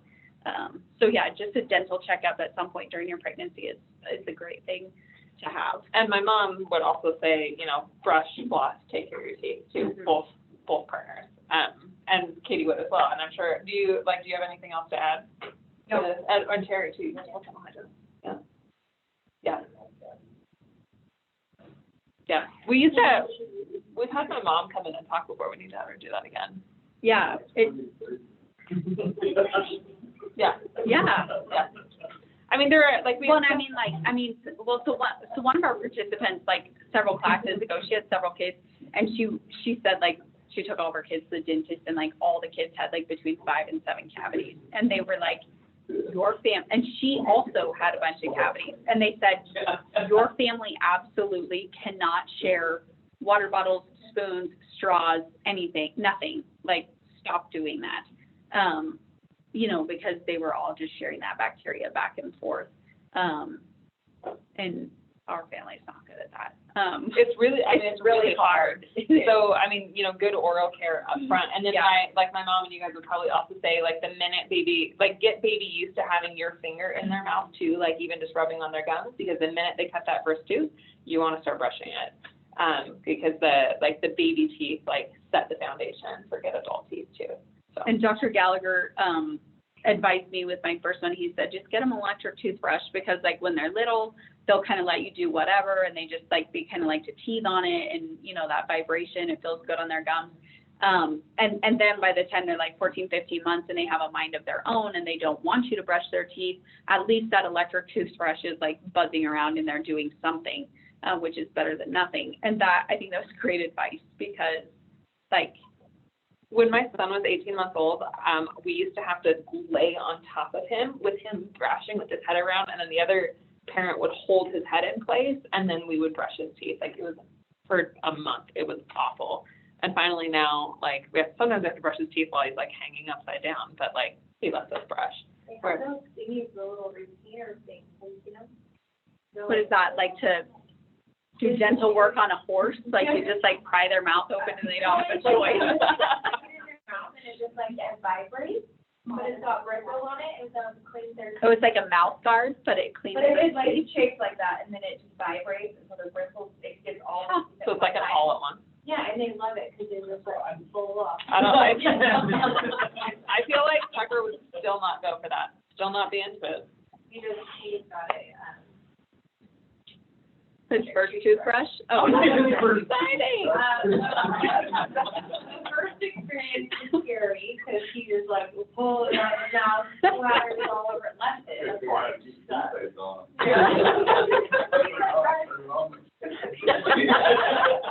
Yeah, so, it's like already living with it, I am prepared. That is probably one of my biggest benefits. Well, thank you. Like, as a hygienist, is when parents will be like, well, it's just a baby tooth, so what is that? I'm just gonna do that. I'm like, Yeah. I'm just. But it's the thing.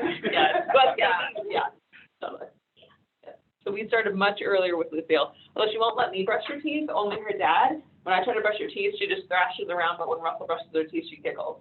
So. The chances, we let her, she has a little electric, and she brushes, and then we say, okay, now it's our turn. Yeah. And, Same. yeah, and then, Yeah, okay, my kids brush their teeth independently. They use the water out of the toilet bowl to rinse their toothbrush. Oh, gosh. Yeah. no, Mom, I do it today. Okay, what else? As long as they're getting brushed. Someone's doing it. Yeah, exactly.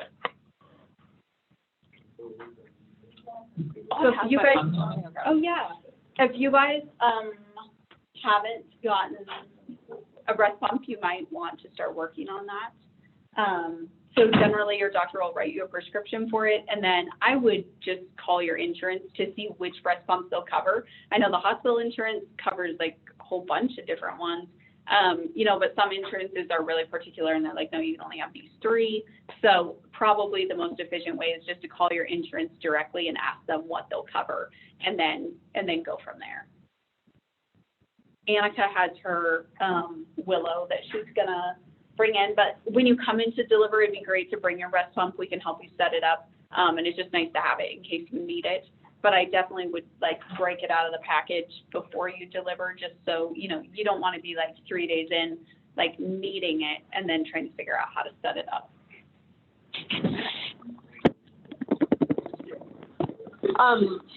So the other thing I would add too for breastfeeding, did you already say, like, when people start pumping? I didn't talk about that. So most of the time the recommendation is to not, like, unless you're in the NICU, right, which, like, kind of all rules are out when you're in the NICU. or unless you're separated from baby, but really there's no need to pump until 6 weeks, like starting. Yeah, like at least probably 2 or 3 weeks before you start, but it's fine. I mean, and I think that kind of depends on if you have to go back to work. Like if you're not planning to go back to work, I would not be in any hurry to start pumping. But if you know, like I'm going back to work at 12 weeks, then I would start pumping. I would probably start at like 2 or 3 weeks pumping. I would try to only pump once a day because your body is going to increase your supply. Like, I mean, if you start pumping 6 times a day, then you're going to be married to your pumping 6 times a day because your body is going to think that you're producing for twins.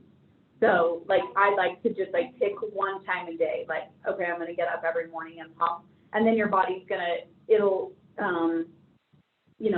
adjust to that. So you'll have extra milk in the morning to feed baby and pump, and then the rest of the day, you'll have the right amount of milk just for your baby.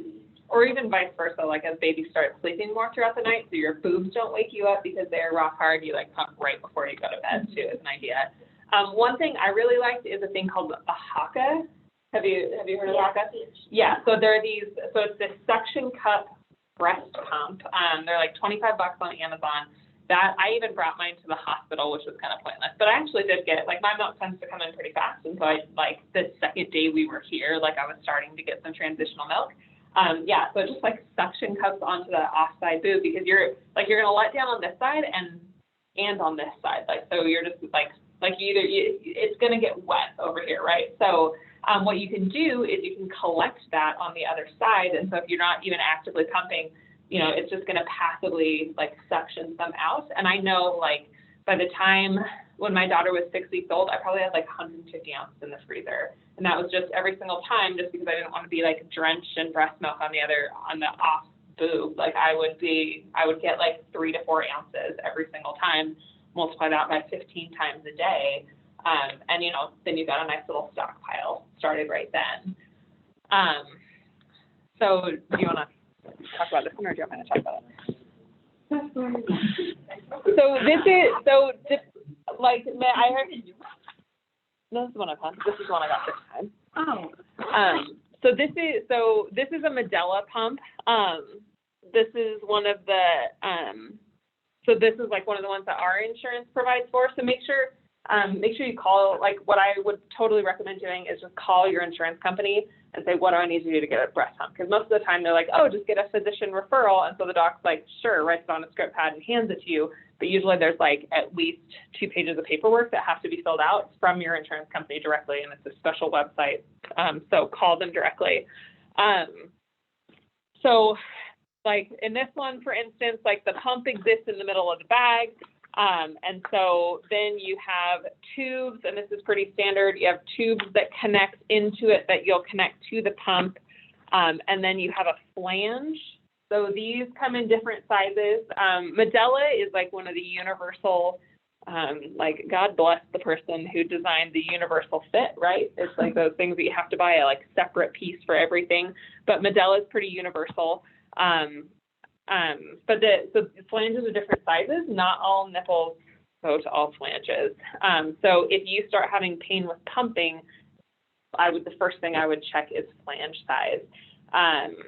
And so like with the Medela, this is not like a Medela bottle. It's just one that I had with me today. But it just connects in. You connect it here, and then you plug it in. And most pumps have like a stimulation phase, and so and it mimics baby, so it's like a faster, shorter suck, and then it'll like transition into a longer phase. And Megan always says you want to crank it up to where like it's tolerable, but like it's a pretty strong pull. And so when we were in the hospital with my son, they would wake me up every 3 hours, and I would sit on the edge of the bed holding these like this, like with my eyes closed at 2 o'clock in the morning. And then when we went home, we didn't have an electric pump.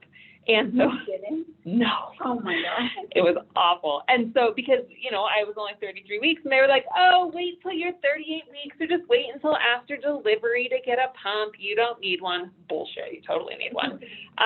So I bought ours. I had this bought at 16 weeks. Like, I had it ordered and at my house at 16 weeks in my second pregnancy.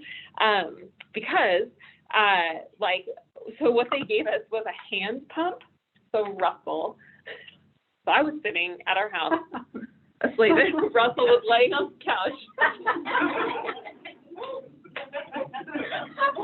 3 times a night, every 3 hours for 30 minutes. Yep. He was like, where do I gotta go to buy a pump? I don't care how much. I don't care how much it costs. So I would talk. Oh man. So we also heard another really great, a buddy of ours, he and his wife delivered twins at 31 weeks, and they're in Malaysia, and the nurses at the hospital there, so like, especially with colostrum and like early milk, like it's a lot of hand expressing. So you're like not pumping enough to like get into a pump. So it's like hand expressing that colostrum. They made the dad do it. The mom just like sat there, and like dad was like coming in like hand expressing, which I don't think I would have tolerated personally, but that's what he did for 30 minutes every 3 hours. So the other thing I would recommend is a pumping bra. So what this does is you stick the flanges through it like this, and it will change your life, because then you don't have to hold on to nothing while you're pumping. So if you're going to have a pump that has flanges that you're going to be connected to, you can literally not go anywhere for 30 minutes. And by the time you like set up and take down, it's probably closer to 35, like 25 to 35 minutes. So I would definitely get a pumping bra. They're like $40.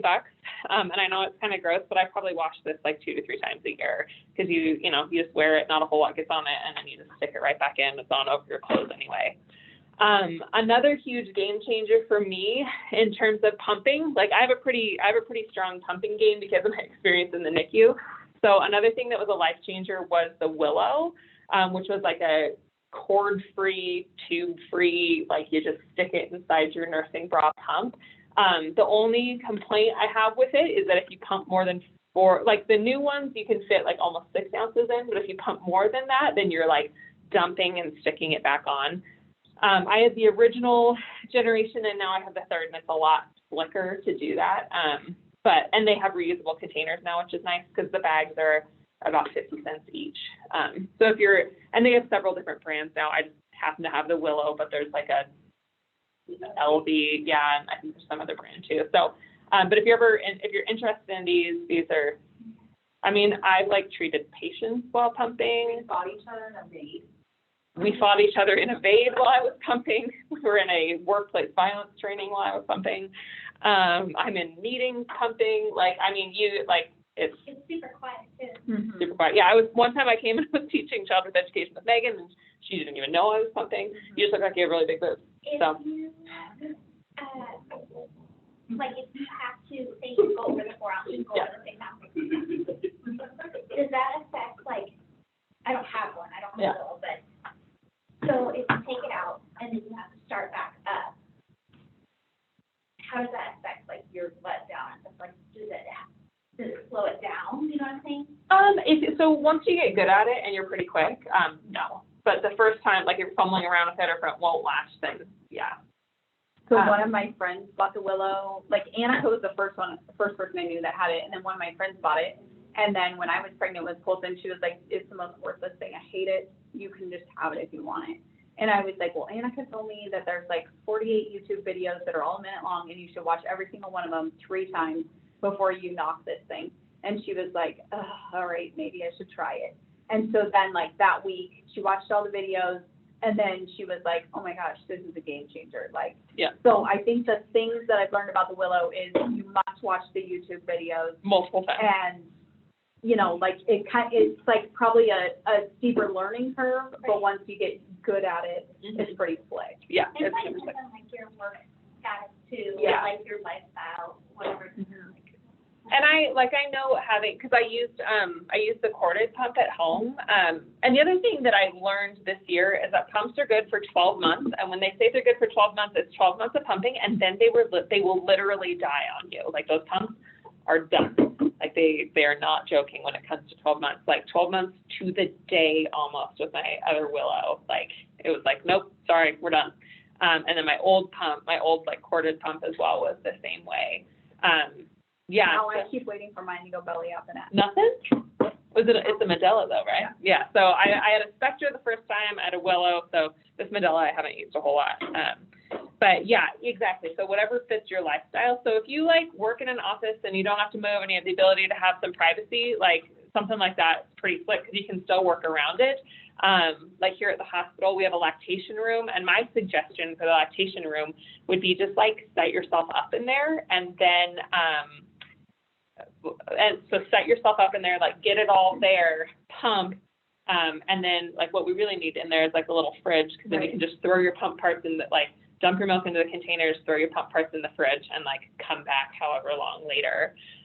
The other thing that I found was another thing that was really handy were these like cleaning wipes, and they also have a spray, so that was really handy, rather than like having to go to the sink and like soap everything up every time. But yeah, I think like figure out what kind of pump works for your lifestyle, hands-free pumping bra, and then make sure you have a fridge so you can toss them in there. A girlfriend of mine who exclusively pumped for her kid for a year taught me that. Like she had a gallon pitcher, and she would pump, and she had a corded pump, but that had a battery pack so she could walk around with it. And she would pump and then dump it into a like gallon jug, like, and then just once that was full, then she would like sort it out into bags. But she had it down. She's like, oh, I only wash my pump parts like once every 4 days. So she would just pump like 24 hours a day for 4 days and then wash them. So, and there's a really good website called kellymom.com. It's like all the information you ever want to know on like milk storage and how long is milk good in the fridge and how many times can you heat it up and what's different when it's a NICU baby versus not a NICU baby, or a preemie versus, like even just like a preterm baby versus not a preterm baby. So I would definitely go there for good resources too. The one thing that I bought that was a lifesaver for me is for this Mandela pump. It was a charger that can go into your cigarette lighter. And so, like, I pumped on my way to and from work, and, like, if you're doing whatever you're doing, you can just plug it into the cigarette lighter, and that was a lifesaver for me. The other thing that's handy with Medela, too, is Dr. Brown's baby bottles fit on their flanges. So, this is just a bottle from when we were in the NICU. So if you pump more than like I think it's like 5 or 6 ounces that those bottles hold, you can like stick like an 8-ounce Dr. Brown's bottle on there, and then like away you go. A girlfriend of mine, she pumped like 18 ounces every single time she pumped, and so she would go through like 3 Dr. Brown's bottles every single time. So just depending on whatever volume you produce. I don't pump nearly that much. And I was gonna say too, that's just like a testament, like milk production is not a competition. Like when Megan and I talk about how much she produces in it, like how much she'll pump in a day versus how much I pump, she pumps almost double what I do.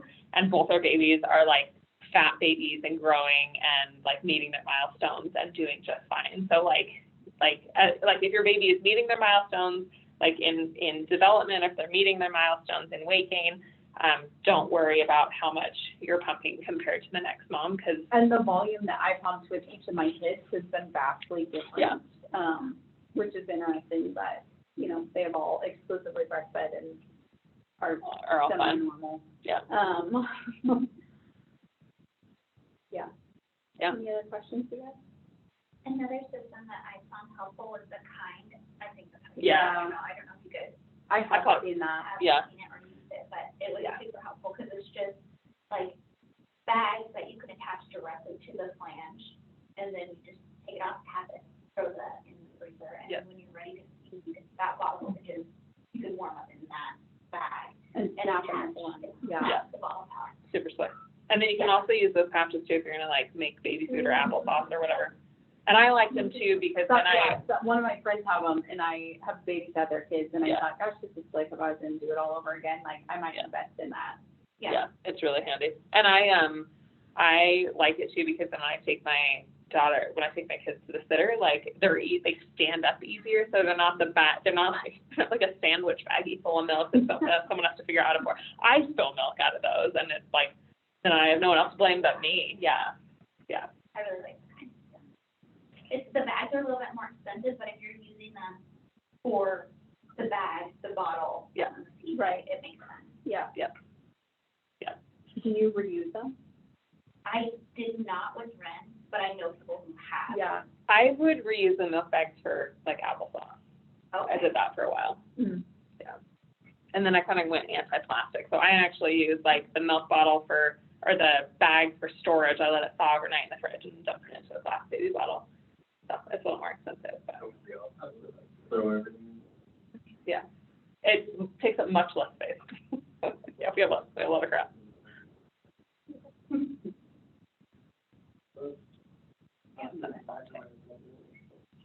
How about the folks at home? Any questions for you guys? we can't see them. I think they're all right.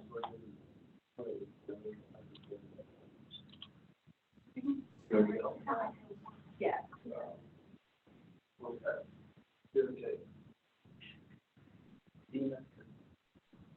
All right, guys, that's all we have for tonight. So, if you have any questions, we'll see you next week. Last class next week. Larry, who's good to eat today? What you gonna get, Casey? I did a lot more rest on 8 minutes. Let me go check real quick. So sometimes we just pre-schedule. Yeah, well, they like put a placeholder in there a lot of